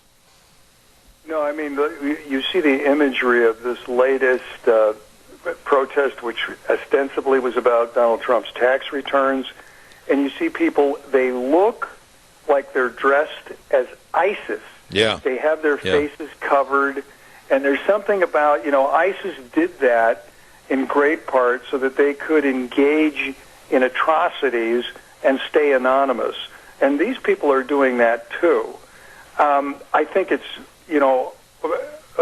unfortunate that we know that these protests are funded. They're funded by left-wing groups and individuals, and that they advocate for violence to get attention. And it's backfiring dramatically on the left because it just galvanizes the support of the people that elected Donald Trump in the first place. And to me, I think that you've heard Attorney General Jeff Sessions and his talk about a different approach to law and order. And I think the police, law enforcement professionals in every community want to be able to, crack down on some of this and get some arrests going, get some prosecutions going on some of these people that won't exercise the First Amendment peacefully, and they have no intentions of doing it peacefully. I thought it was very striking. There's a video going around. You remember there was this Pepsi commercial where somebody was going to give a Pepsi at one of these protests that was going to bring peace, and this guy offered a Pepsi to these demonstrators dressed as ISIS, and one of them walked up, took the Pepsi, and threw it violently. And the real world certainly is not like that attempted Pepsi commercial, the one with Kendall Jenner. So these people are thugs, basically. I got to have you back on more often. I know you're a busy man. I know that your horizons have really broadened to be here, there, and everywhere. James Herson, you're the best. God bless you, sir, and thank you for your time this morning. Oh, God bless you, Zeb, and thank you for your dedicated work. All right, sir. I'll have you back soon. Thank you so much. Really enjoy having that gentleman on my program anytime he's free. From California, attorney, writer, and just an all-around very knowledgeable person of what's going on the left coast. And that's, of course, James Herson. Thank you very much. Oh, my goodness, we've got to get a weather forecast on here. And the weather is brought to you this hour by Phillips Oaks Goodwin Crane and Company. They've been providing accounting services to the Mini-Cash area for well over 50 years. They are the best. All you have to do is just make sure and remember they've got locations at 1710 Overland Avenue in Burley and 620 Fifth Street in Rupert. Remember, the very best of tax return preparation, tax planning, retirement planning, bookkeeping services, all of this and so much more with Phillips Oaks, Goodwin, Crane, and Company. Right now, here's Gina with the weather. If we can get through the precipitation of today, it looks like we'll see some sunshine throughout the rest of the week. Here is your weather forecast for Zeb at the Ranch, and yes, rain showers, thunderstorms expected off and on throughout today. Going to be a little bit on the breezy side as well. Winds out of the southwest right around 11 miles an hour, expecting a high of 55 tonight, low of 37. Now tonight, those clouds and rain showers going to be moving out, leaving mostly sunny skies for tomorrow. Winds going to be dying down as well. High of 60 with an overnight low of 42. Now for Thursday, winds picking up to about 24 miles an hour. Going to be mostly cloudy and a high of 53, overnight low of 36. Everything calming down as we get ready to head on into the weekend. Mostly sunny skies, slightly breezy for Friday, high of 58. And mostly sunny, 66 for Saturday. That is your weather for Zeb at the Ranch. I thank you very much, Gina, and it's brought to you by some really professional friends. Phillips Oaks, Goodwin, Crane, and Company. CPAs that really can help you if you're starting a business or you have partnership or corporation questions, business owners wanting to hire more employees, selling or exchanging business assets. Please get a hold of them today. In Burley and Rupert, Phillips Oaks, Goodwin, Crane, and Company. I've got time for some calls. 436-2244, 1-866-927-4587. I'm going to give you some facts. And what was that beep? I don't know where that came from. But I'm going to give you some facts, and if you don't believe me, you can look them up yourself. There are now, in the United States, over 2,800 mosques. 2,200 of the 28 were opened after 9/11. And over 80% of those mosques are operated by the Muslim Brotherhood, a terrorist organization. You do the research yourself, and then be scared just like I am. While I have just a moment, I also want to say thank you very much to Cameron and Siemens Insurance, Highway 24 in Rupert. Number to call, number to remember, number to make an appointment, and make sure you're covered with all your life insurance, health insurance, retirement planning, employee benefits, 436-4424. Now, I'm going to say it again. Write it down. 436-4424. They are very dedicated and accessible and devoted to serving you, so please call for an appointment today. 436-4424. Cameron and Siemens Insurance, Highway 24 in Rupert. Really, really nice people. As I said, I've got time for another phone call, so give me a jingle on the landline. And while I'm waiting for your call, I want to remind you again that we are going to be over at Denny's Restaurant on Thursday, day after tomorrow. We're going to have a great big birthday party for Russell Smith. That's right. It's a great big birthday party. We don't know for sure if Russell's going to make it down from the Idaho State Veterans Home to be a part of the program, but I've covered that aspect of it.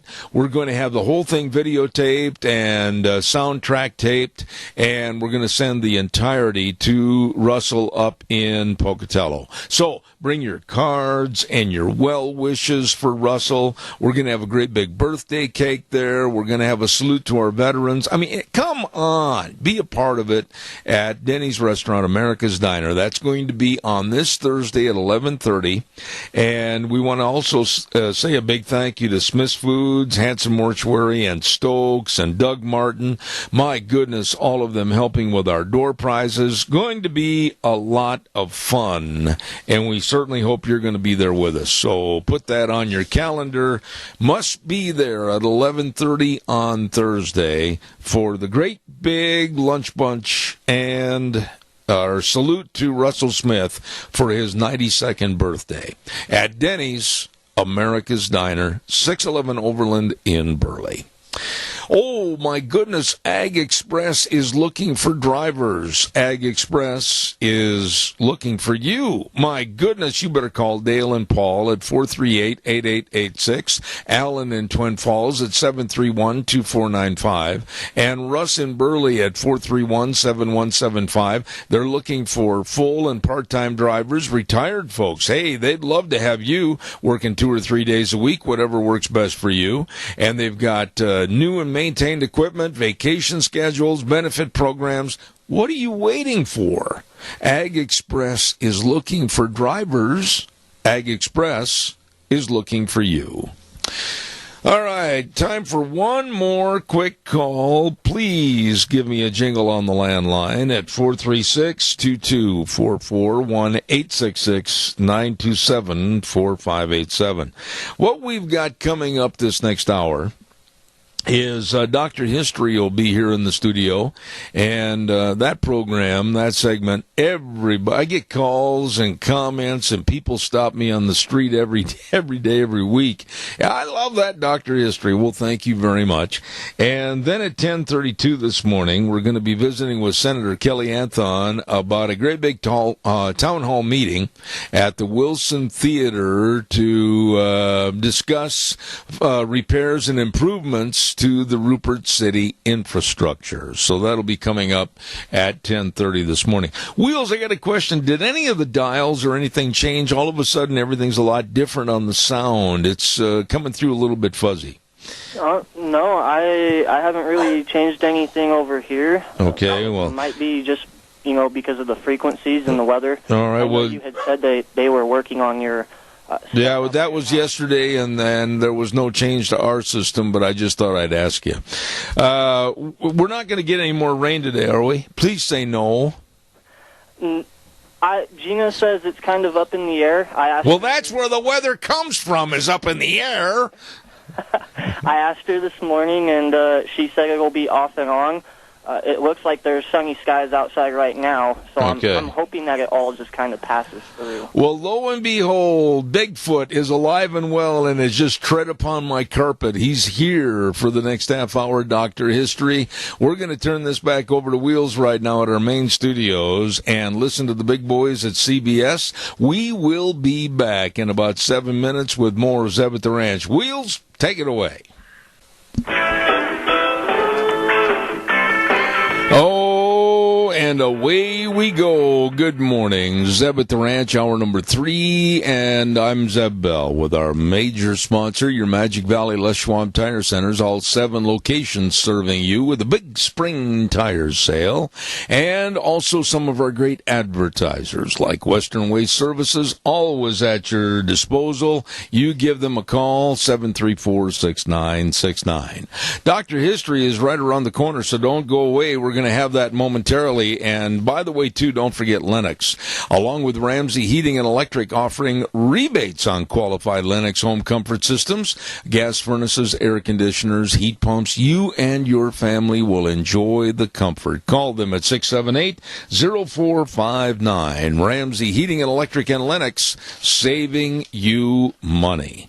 Oh, and by the way, speaking about somebody saving you money, it's Lee's Furniture, Floors, and More. They've got a new no-tax plan, a great big sale that ends at the end of this month of April. Oh, baby, no money down, no interest, 12 months, same as on approved credit. My goodness sakes, you don't want to miss this. We talked yesterday about the recliners. Now, today, we're going to talk about all the living room sets. Beautify your home. Oh, my goodness, they've got all kinds of living room sets at various prices. Stop in, save money, and enjoy. And they've got a Beauty Rest closeout mattress event going on.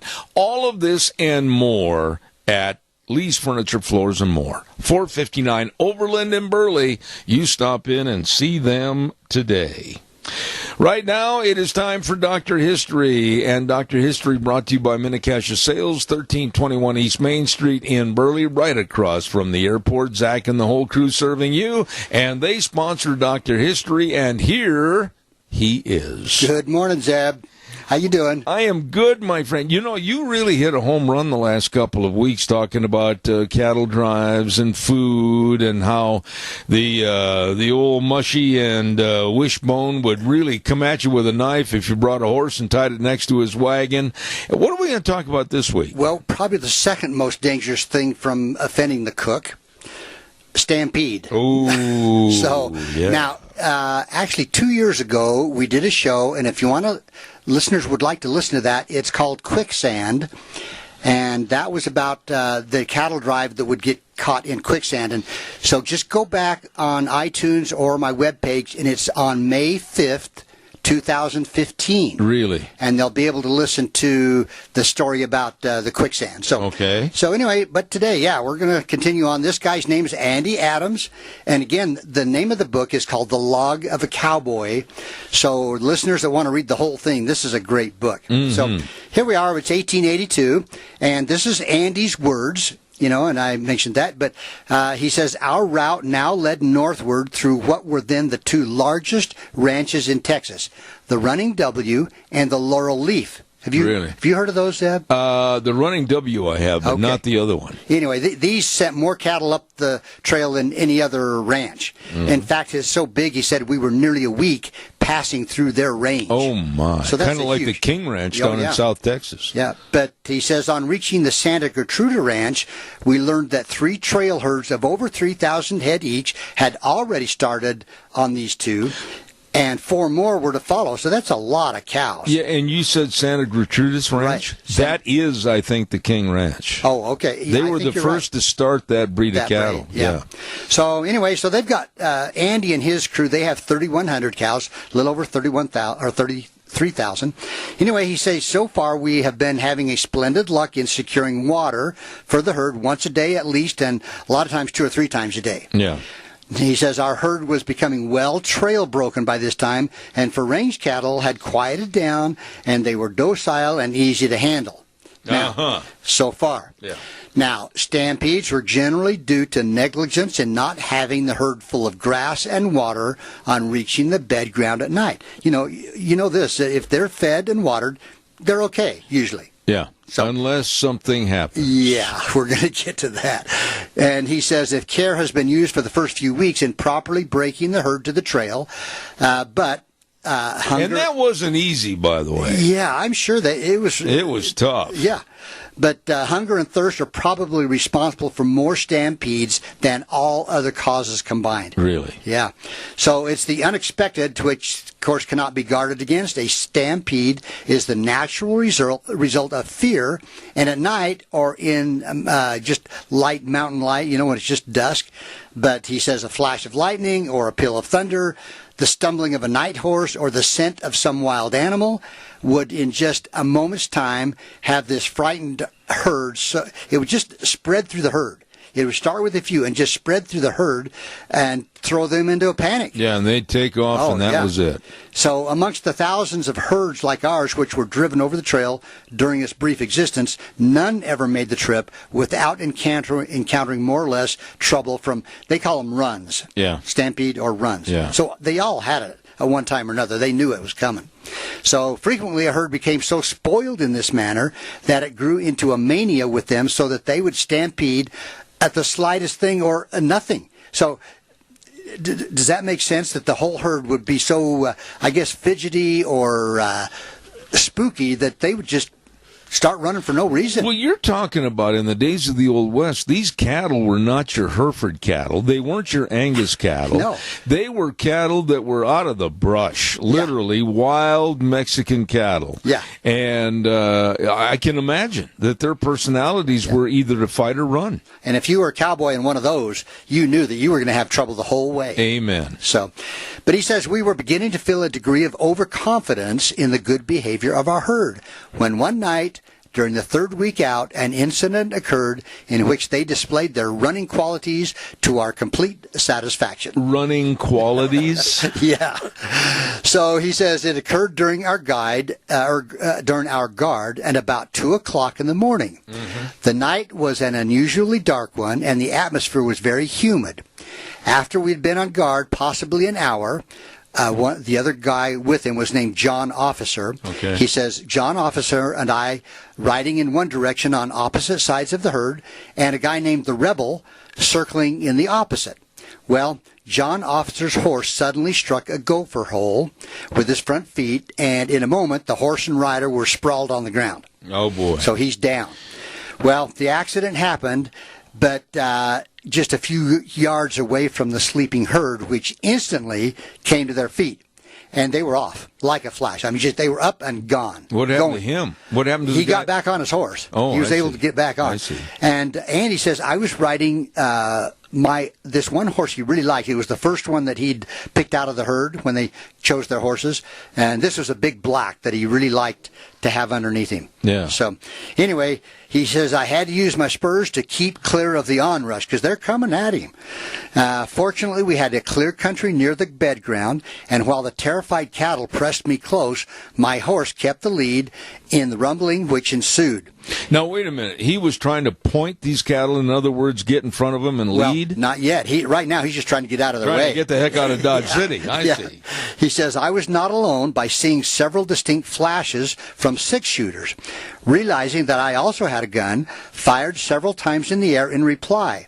He said, I was soon joined by this guy named Priest and Officer, and he says the latter, the one that got dumped, having lost no time in regaining his seat in the saddle, and the three of us held together. So they got these three cowboys and this whole herd, 3,000 cows, heading out. Really? Yeah. And are they off to the side? Yeah, or where are right they? now they are. I so, see. Okay. Do you want to take the break now, Zed? Yeah, we're going to put a hold on that stampede for a minute, would you please? Stop. Okay. Minnecasia Sales, 1321 East Main Street in Burley. Hello, Zacatec. Oh, they're great folks over there. All your overhead doors and, of course, your interior drawers. I'm going to say that again, interior doors. Thank you for snickering. And we bought one, as a matter of fact. It's on my back porch. Beautiful, beautiful door, and they'll help send over the contractors for the installation work. And you know what else? That beautiful luxury vinyl planking. You're going to love this.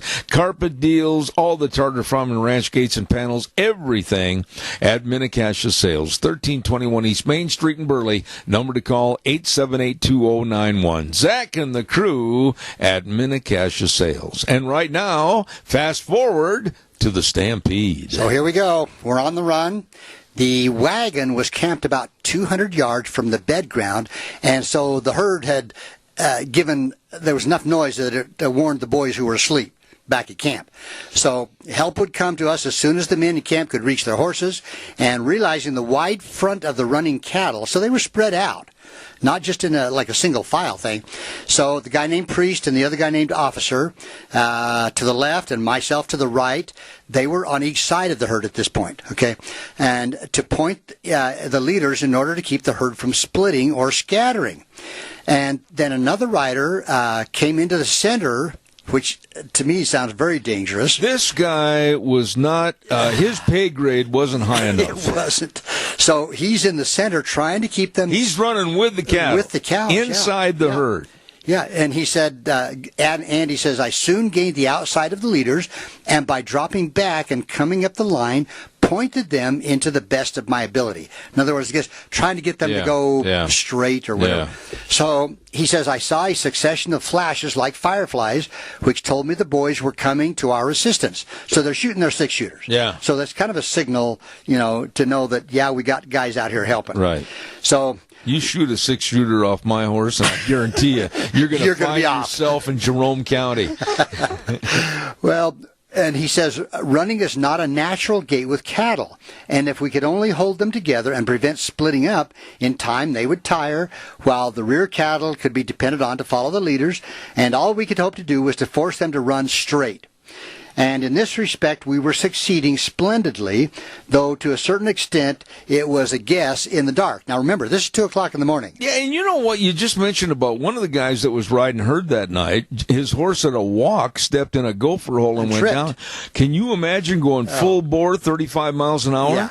Oh, so by this time they'd run about a mile, and by now also the remainder of the outfit had come up, the other cowboys. Yeah.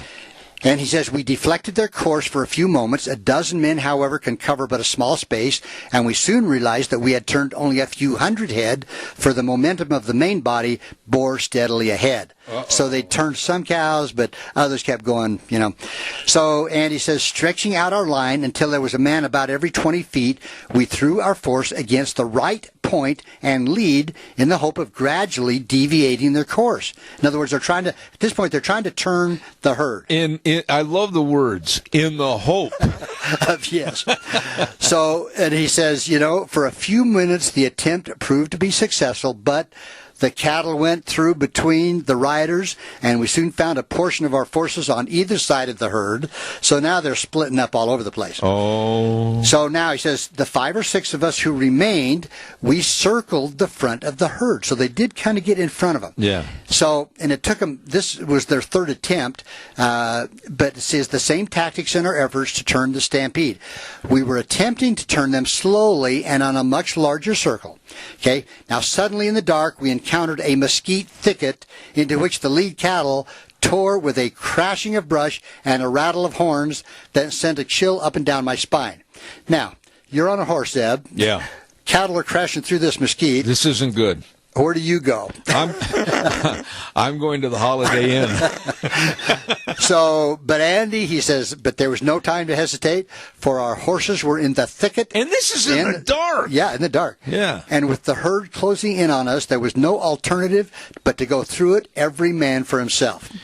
And going through those mesquite thickets, have you been down in Texas and seen that? Nope. You'd come out looking like a piece of Swiss cheese. Well, and he says, I gave my horse, the black, a free rein, shutting my eyes and clutching both the cantle and the pommel of his saddle to hold my seat. He said the black responded to the spurs and tore through the thicket in places higher than my head and came out in an open space considerably in the lead of the cattle. And did he have to go back and get the rest of his clothes or what? We'll get to that. So he says, as they emerged from it, they resumed their running. Now, at this time, he says, being alone and not knowing which way to turn, I rode to the front and soon found myself in the lead of quite a string of cattle. Now, another guy came in. His name is Joe Stallings. He overtook me, he says, and we did not attempt to turn them because they were just kind of running at an easy stroke. So maybe they were slowing down a little by now. So he says, at this stage of the run, we had no idea where the rest of the outfit were, but both of us were satisfied.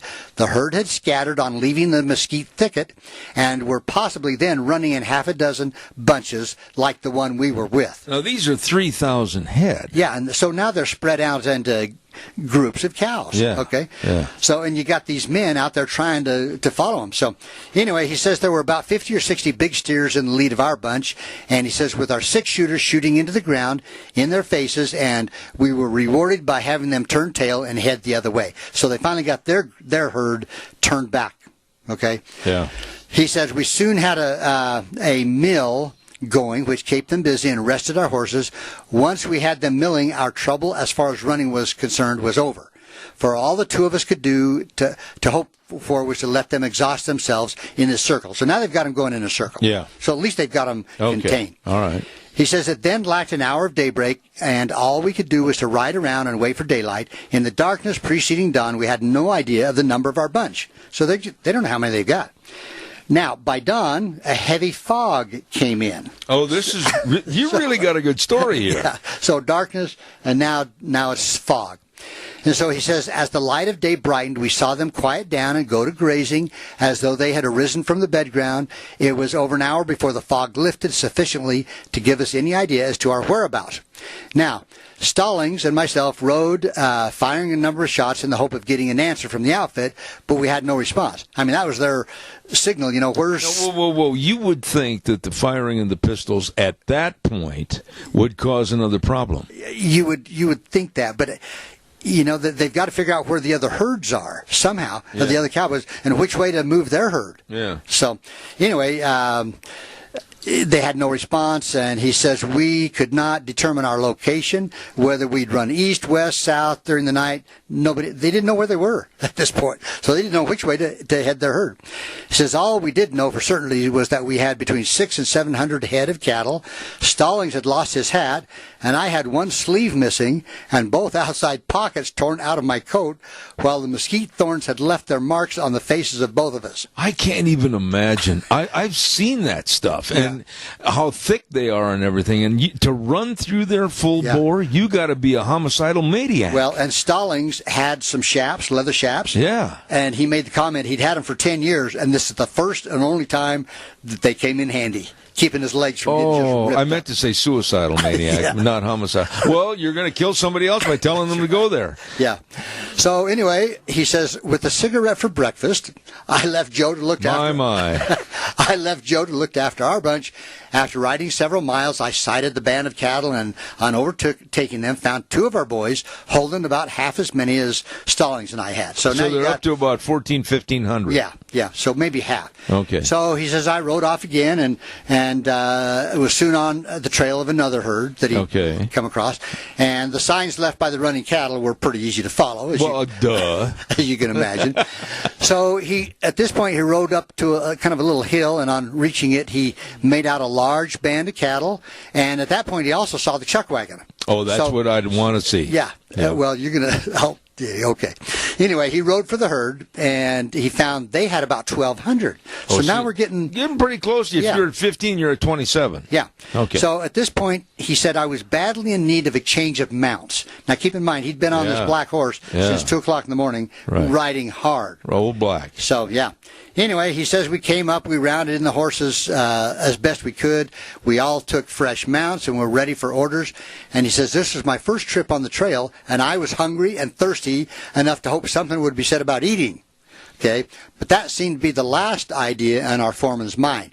Instead, he ordered me to take the two other boys with me, and putting them on the trail of the bunch, we went and we managed to encounter the wagon. We actually got a drink of a canteen, and still haven't eaten, And these guys, they were pretty doggone dedicated. Yeah.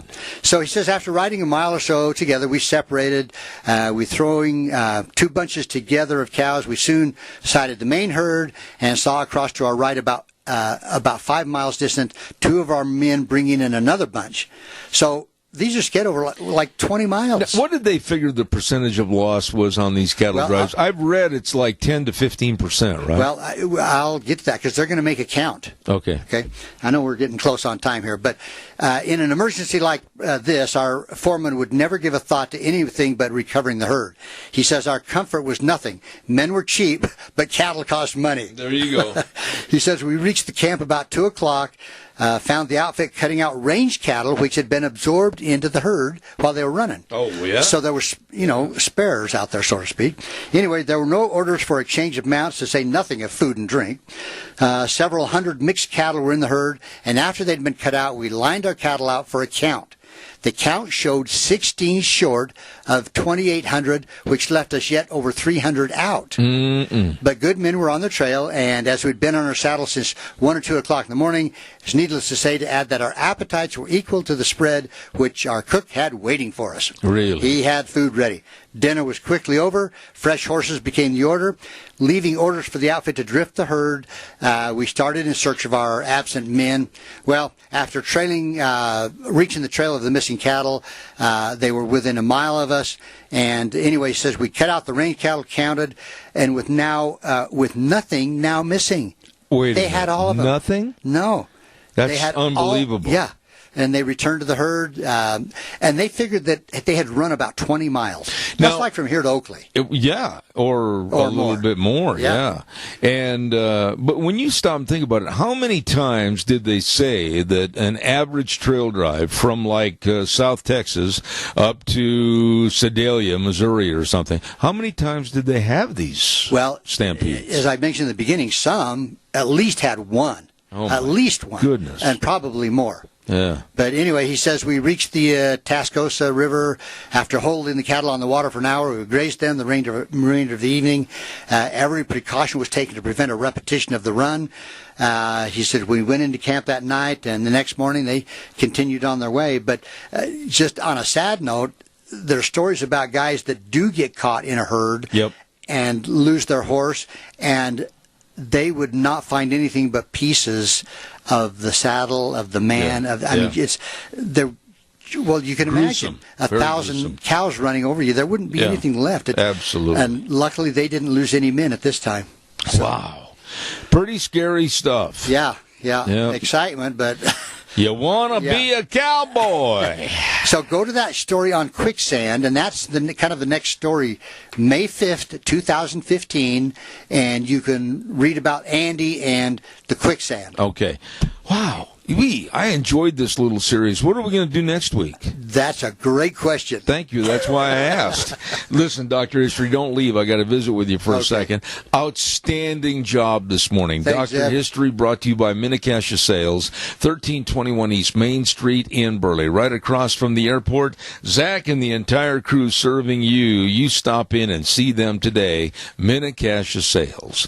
By the way, too, we also have another segment on Thursdays called Cassia County School Days, brought to you by A Child's World at 1308 Overland in Burley. Don't forget all the spring outfits, 20% off. And some of the baby cribs, 50% off. Oh, my goodness. And they've got all the Cherokee scrubs and the shoes, everything right there at A Child's World, 1308 Overland in Burley, along with Ambulatory Surgery Center at 1344 Highland Avenue, Suite E in Burley for your outpatient surgeries. And if you need glaucoma surgery, the only place in southern Idaho to have this procedure. And along with life-saving colonoscopies, all you need to do is call 677-8888.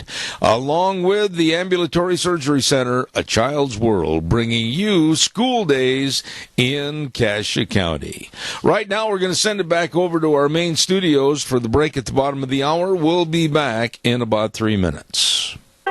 And now, back to Zeb at the Ranch on AM 1230 KBAR. To reach Zeb, call 436-2244 or toll free 1-866-927-4587. And now, here is Zeb Bell. Oh, thank you very much, and welcome back to our last half hour of the program this morning. And before we get our next guest on the phone, I want to remind you about Kelly's Bearing Supply at 1407 East Main Street in Burley. Hello, Zach and Brett and Alex. Got to say hello to Alex. She felt left out. Well, I'll tell you what, they absolutely have all the bearings and the chains and the brackets. They've got everything right there. You'll know where you're at when you get your bearings at Kelly's. And like I said, they are the bearing specialists. All you have to do is stop into 1407 East Main Street in Burley. Kelly's Bearing Supply, serving you.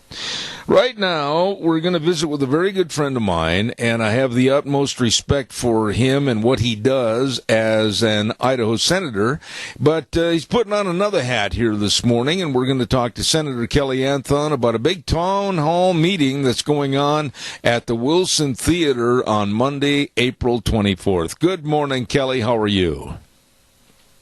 Good morning, Zeb. I'm doing great. Thanks for having me on today. I do have with me Alan Johnson. I'll kind of talk about his role here in a second, but we're sure glad to be with you, and the sun's shining in Rupert. So you are probably not going to be real happy with me, but on a speakerphone it makes it entirely difficult for me to hear with the echo.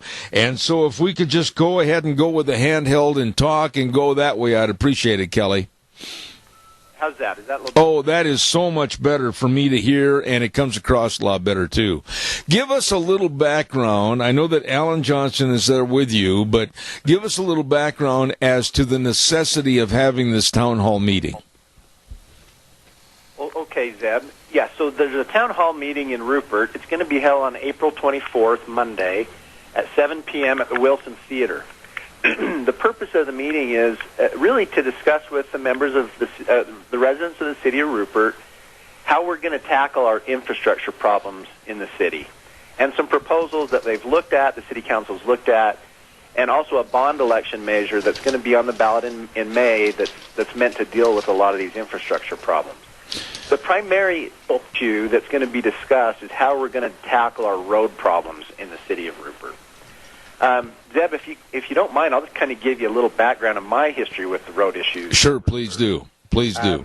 So when I got hired as an administrator in the city, it's been about 5 years ago, we did a study of the road situation in Rupert. We knew we were behind then, and we knew that we were not able to catch up very far with just the money that was coming from the state of Idaho.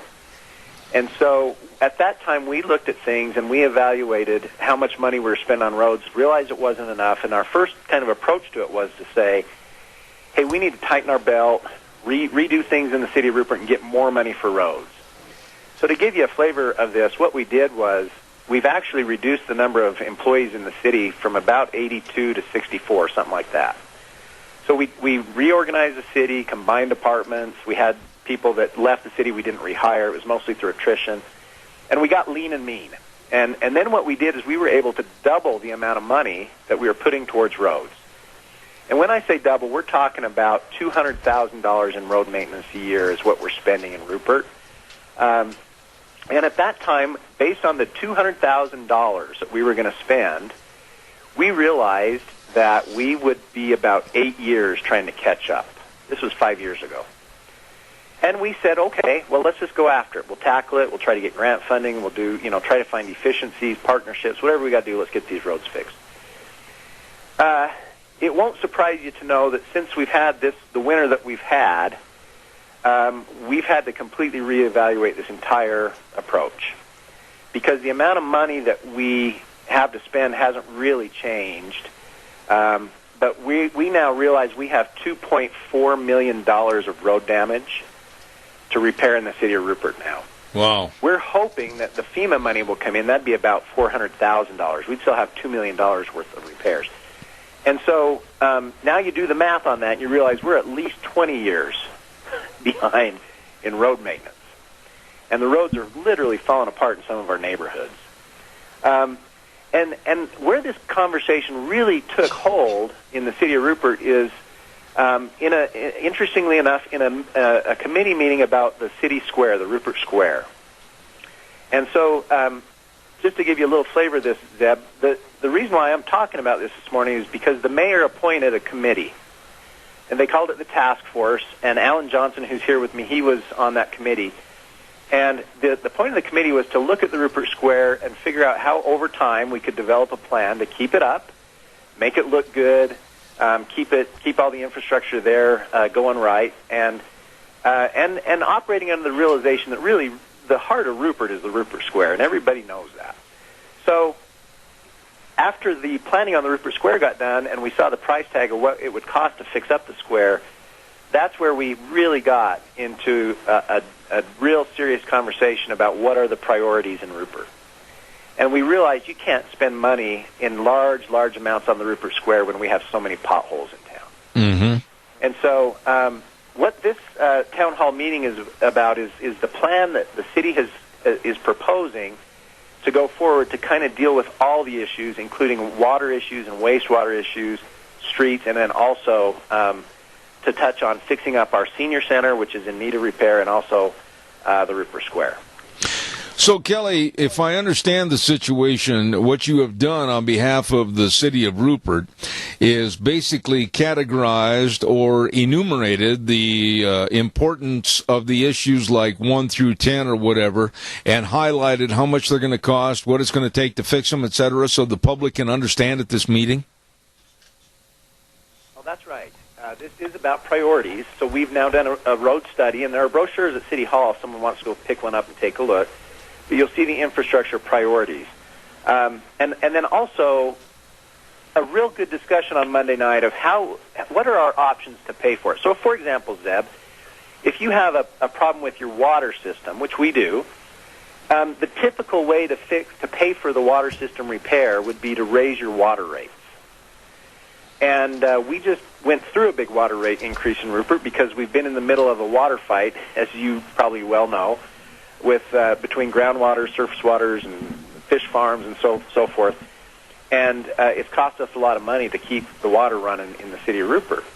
So what we look at when we talk about fixing the water system now is a rate increase that we just don't feel good about.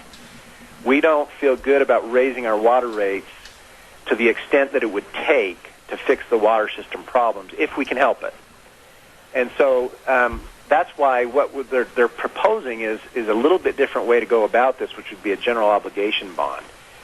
And so for the people in Rupert, what the net effect of that would be, we hope, is actually less cost on a monthly basis. Mm-hmm. So just give you examples, Eb. If I had to fix the water system, and I've run all the calculations, but if I had to fix all the problems in the water system, and I did that over a 5-year period, I'd have to increase everybody's water bill as much as $7 or $8, let's say, which doesn't sound too bad, but that doesn't take care of the wastewater problems. Right. So now if you look at your wastewater problems, I'd have to increase another $12. And then at the end of the day, you still haven't fixed any of your streets. Right. So you kind of see that, we don't want to be charging people another $20 a month, and I don't think our people want to be charged another $20 a month, nor, do we want to charge those. We have some folks on circuit breaker, some people who are on fixed incomes, and we want to really be conscientious of that. So the proposal that's being put forward, as an example, would be able to take care of all the problems, depending on your home values, for about $4 a month, $4 to $5 a month.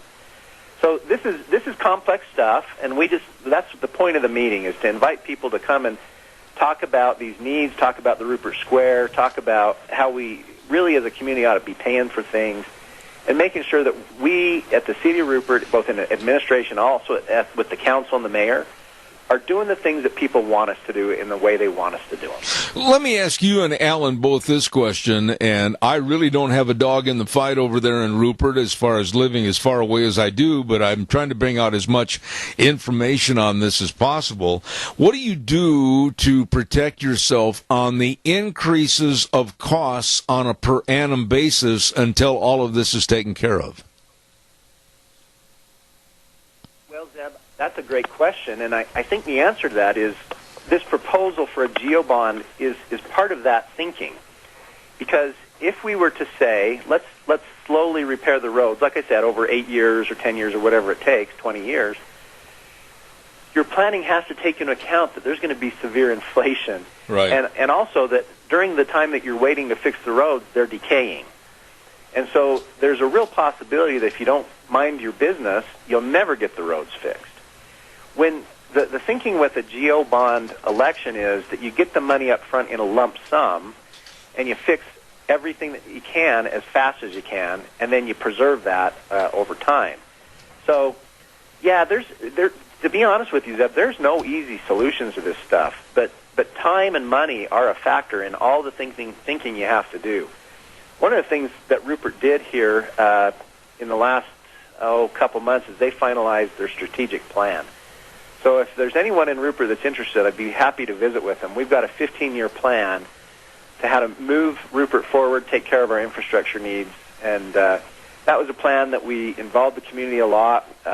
We had online surveys, those kinds of things. But overall, I feel like Rupert's headed in the right direction. I think the people in town feel that way.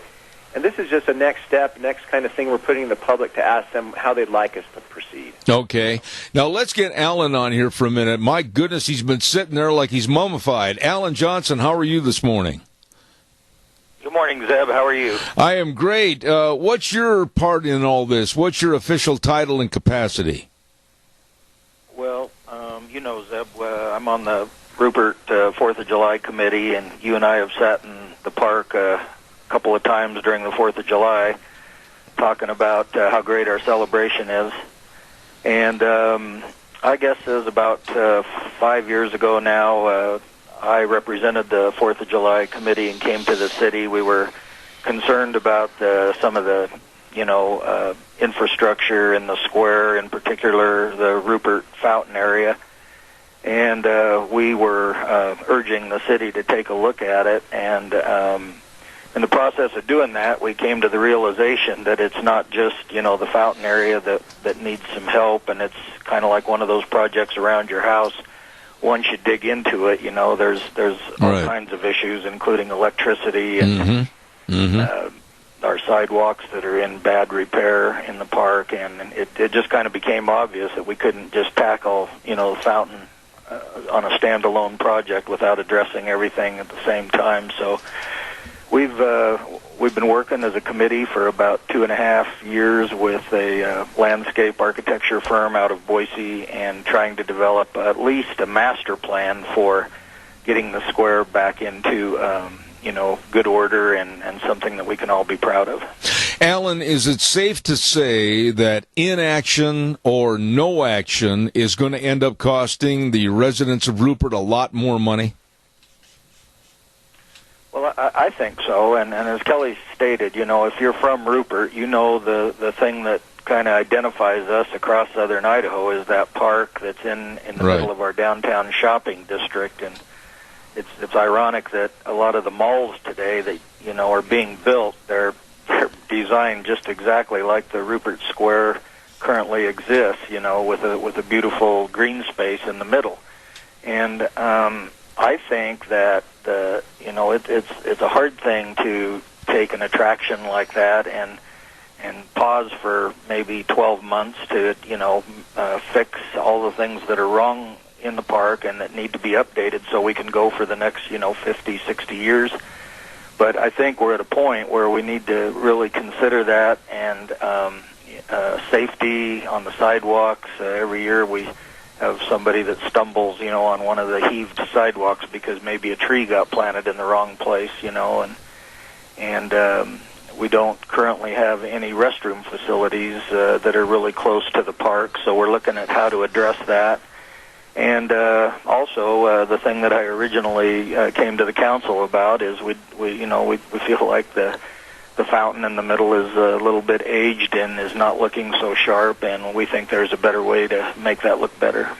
Alan, let me ask you this. Has all of this been put down and studied, and the cost factor to the residents? I mean, have you broken it down to the point where when they attend this meeting on Monday the 24th, they literally are going to know what their obligation is? Yes, there's a set amount. I don't know if you've received one of the brochures that are circulating through the community yet, but we've taken each of the items, the roads, the streets, the wastewater, some money to help the building at the Rupert Senior Citizen Center, and some money to help the Rupert Square. And in the case of the square, the grandiose plan that we originally started out with, we've had to phase that way back and hope to, as money presents itself, we could add on and do better. But we have at least a minimum amount of money that we'd like to get going on right now, and we'll show the people that on Monday night. If they can come to the meeting, they can ask questions.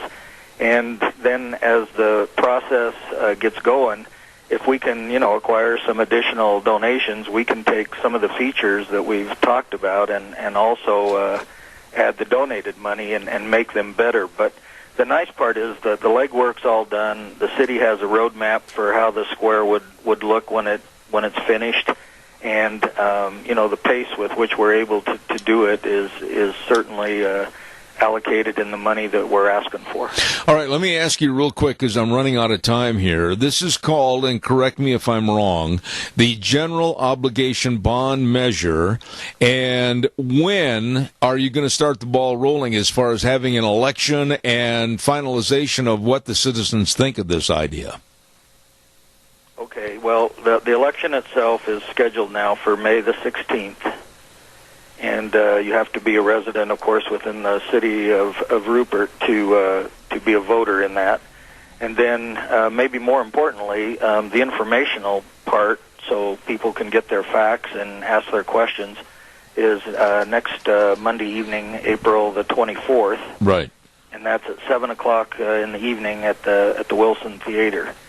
And we'll try to go over each of the components. I know Kelly's got a nice presentation on the streets in Rupert. We'll have some presentation on the square, and I think if people can come and hear the whole package tied together, it's going to make a lot of sense to people about this is probably the only way we can get out of some of our problems in a timely manner. Absolutely.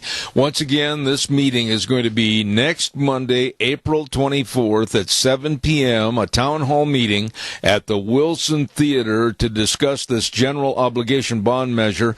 Alan and both Kelly, do you have any final thoughts and words on this real quick? I got about a minute left. Okay, hang on, Zeb. I'll let Kelly finish it off here. Okay. Thanks, Zeb. Yeah, Kelly, go ahead and kind of wrap things up a little bit about the importance of this meeting.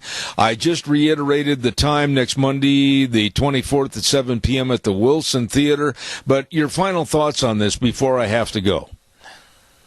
Well, Zeb, I think my final thoughts are, as I sit here and think about this, I say a couple things to myself. Number one, we've got a great community. And the flooding that happened over the winter demonstrated that. And I think that this is an opportunity, this meeting on Monday night, for the community to come together and talk about solutions. The other thing is we live in a conservative community. We're not a community, especially in Rupert, that asks the public for money very often. As a matter of fact, the last one I can think of was about 15 years ago. And so we're very, very conscientious about not trying to raise rates, not trying to create new tax burdens. But occasionally this becomes a something the community has to discuss. And so, God, we sure do welcome everybody to come out that is interested. You don't have to live in the city of Rupert, but we'd sure invite you to come out, learn more about the bond measure and the projects that we're talking about, and ask the questions so that you're ready to go and are well informed. I want to say thank you to Senator Kelly Anthon and Alan Johnson from Rupert, and I'll keep plugging that meeting coming up on next Monday, the 24th at 7 p.m. at the Wilson Theater. Thank you to both of you gentlemen for being on the program this morning, and God's blessings for your project. Thank you, Zeb. You guys have a good day. All right, sir. Thank you very much. Two very concerned citizens right there as to what's happened to the infrastructure, what needs to be done, Kelly Anthon and Alan Johnson. Thank you for being on the program, and we'll keep highlighting that meeting coming up to discuss all of this next Monday night, the 24th, at 7 p.m., town hall meeting at the Wilson Theater. Don't you miss it. And if you have questions or comments, and you can't make the meeting, I'm sure it's okay. Contact Rupert City Hall, 436-9600, or get a hold of Kelly Anthon, and they'll help all they can. Oh, my goodness, I got to get a weather forecast on here. I'm running late. And the weather brought to you this hour by Scarrows Meats. 331 North Road, Jerome, the number to call, 324-7657. You can go to their website, too, scarrowsmeats.com. Changing the way we eat one delicious bite at a time. You've got to try that brand new, sensational buckboard bacon. Leaner and more economical than traditional bacon. Comes in a lot of different flavors like lemon pepper and ranch and barbecue. Ooh, you're going to love it. And that's all at Scarrows Meats, 331 North Road, Jerome. Right now, here's Gina with the weather. If we can get through the precipitation of today, looks like we'll see some sunshine throughout the rest of the week. Here is your weather forecast for Zeb at the ranch, and yes, rain showers, thunderstorms expected off and on throughout today. Going to be a little bit on the breezy side as well. Winds out of the southwest right around 11 miles an hour, expecting a high of 55 tonight, low of 37. Now tonight, those clouds and rain showers going to be moving out, leaving mostly sunny skies for tomorrow. Wind's going to be dying down as well. High of 60 with an overnight low of 42. Now for Thursday, winds picking up to about 24 miles an hour. It's going to be mostly cloudy and a high of 53, overnight low of 36. Everything calming down as we get ready to head on into the weekend. Mostly sunny skies, slightly breezy for Friday, high of 58. And mostly sunny, 66 for Saturday. That is your weather for Zeb at the Ranch. Thank you, Gina. And the weather brought to you by Scarrows Meats. 331 North Road, Jerome, Don Scarrow and the rest of the crew. Oh, those delicious breakfast sausages and all the bratwurst. Oh, it's just fantastic. You're going to love it. Scarrows Meats in Jerome, changing the way we eat one delicious bite at a time. It is good. I also want to say thank you very much to our major sponsor, and that's, of course, your Magic Valley Les Schwab Tire Centers. All 7 locations serving you. Right now, they've got a great big spring tire sale going on, and tires like the Eclipse on sale for your passenger cars. Listen to this, starting on sale price at just $61.74. All-season traction, advanced tread design. That is a good tire. And for your pickups and SUVs, the Mastercraft LTR STR all-season performance gets you through the rough terrain. Absolutely. Hey, listen, stop in and see all 7 locations with the best in-brake service and front-end alignments and shocks and struts and batteries, but above all, the best in service. They really take care of you. With Lane and Rupert, Dave on Blue Lakes and Twin, Mike and Buell, Mike and Jerome, the Twist family in Paul, Daniel on Poline in Twin Falls, and Randy on Overland in Burley. They are good. Your Magic Valley Les Schwab Tire Centers. We've got a big day tomorrow. Dave Bigo from Indianapolis, Indiana is going to be on the program, and a lot of insight on what's going on with the Trump campaign, or pardon me, not the Trump campaign, but the Trump administration. And then also we're going to have a little bit of a set to about green energy on our program. But then at 10:06, the incredible Bulk is going to be here. Yep. It's time for the monthly report of the Idaho Fishing Game. Kelton Hatch is going to be here from 10 until 11. So we've got a big deal, a big day planned for tomorrow on Zeb at the Ranch. K-Bar 1230 a.m., streaming live on the internet all over the world, zebbell.com. And we thank you for your listenership and all your calls, everything else. Remember, the way things were are the way things ought to be. We'll see you tomorrow morning at 8:06.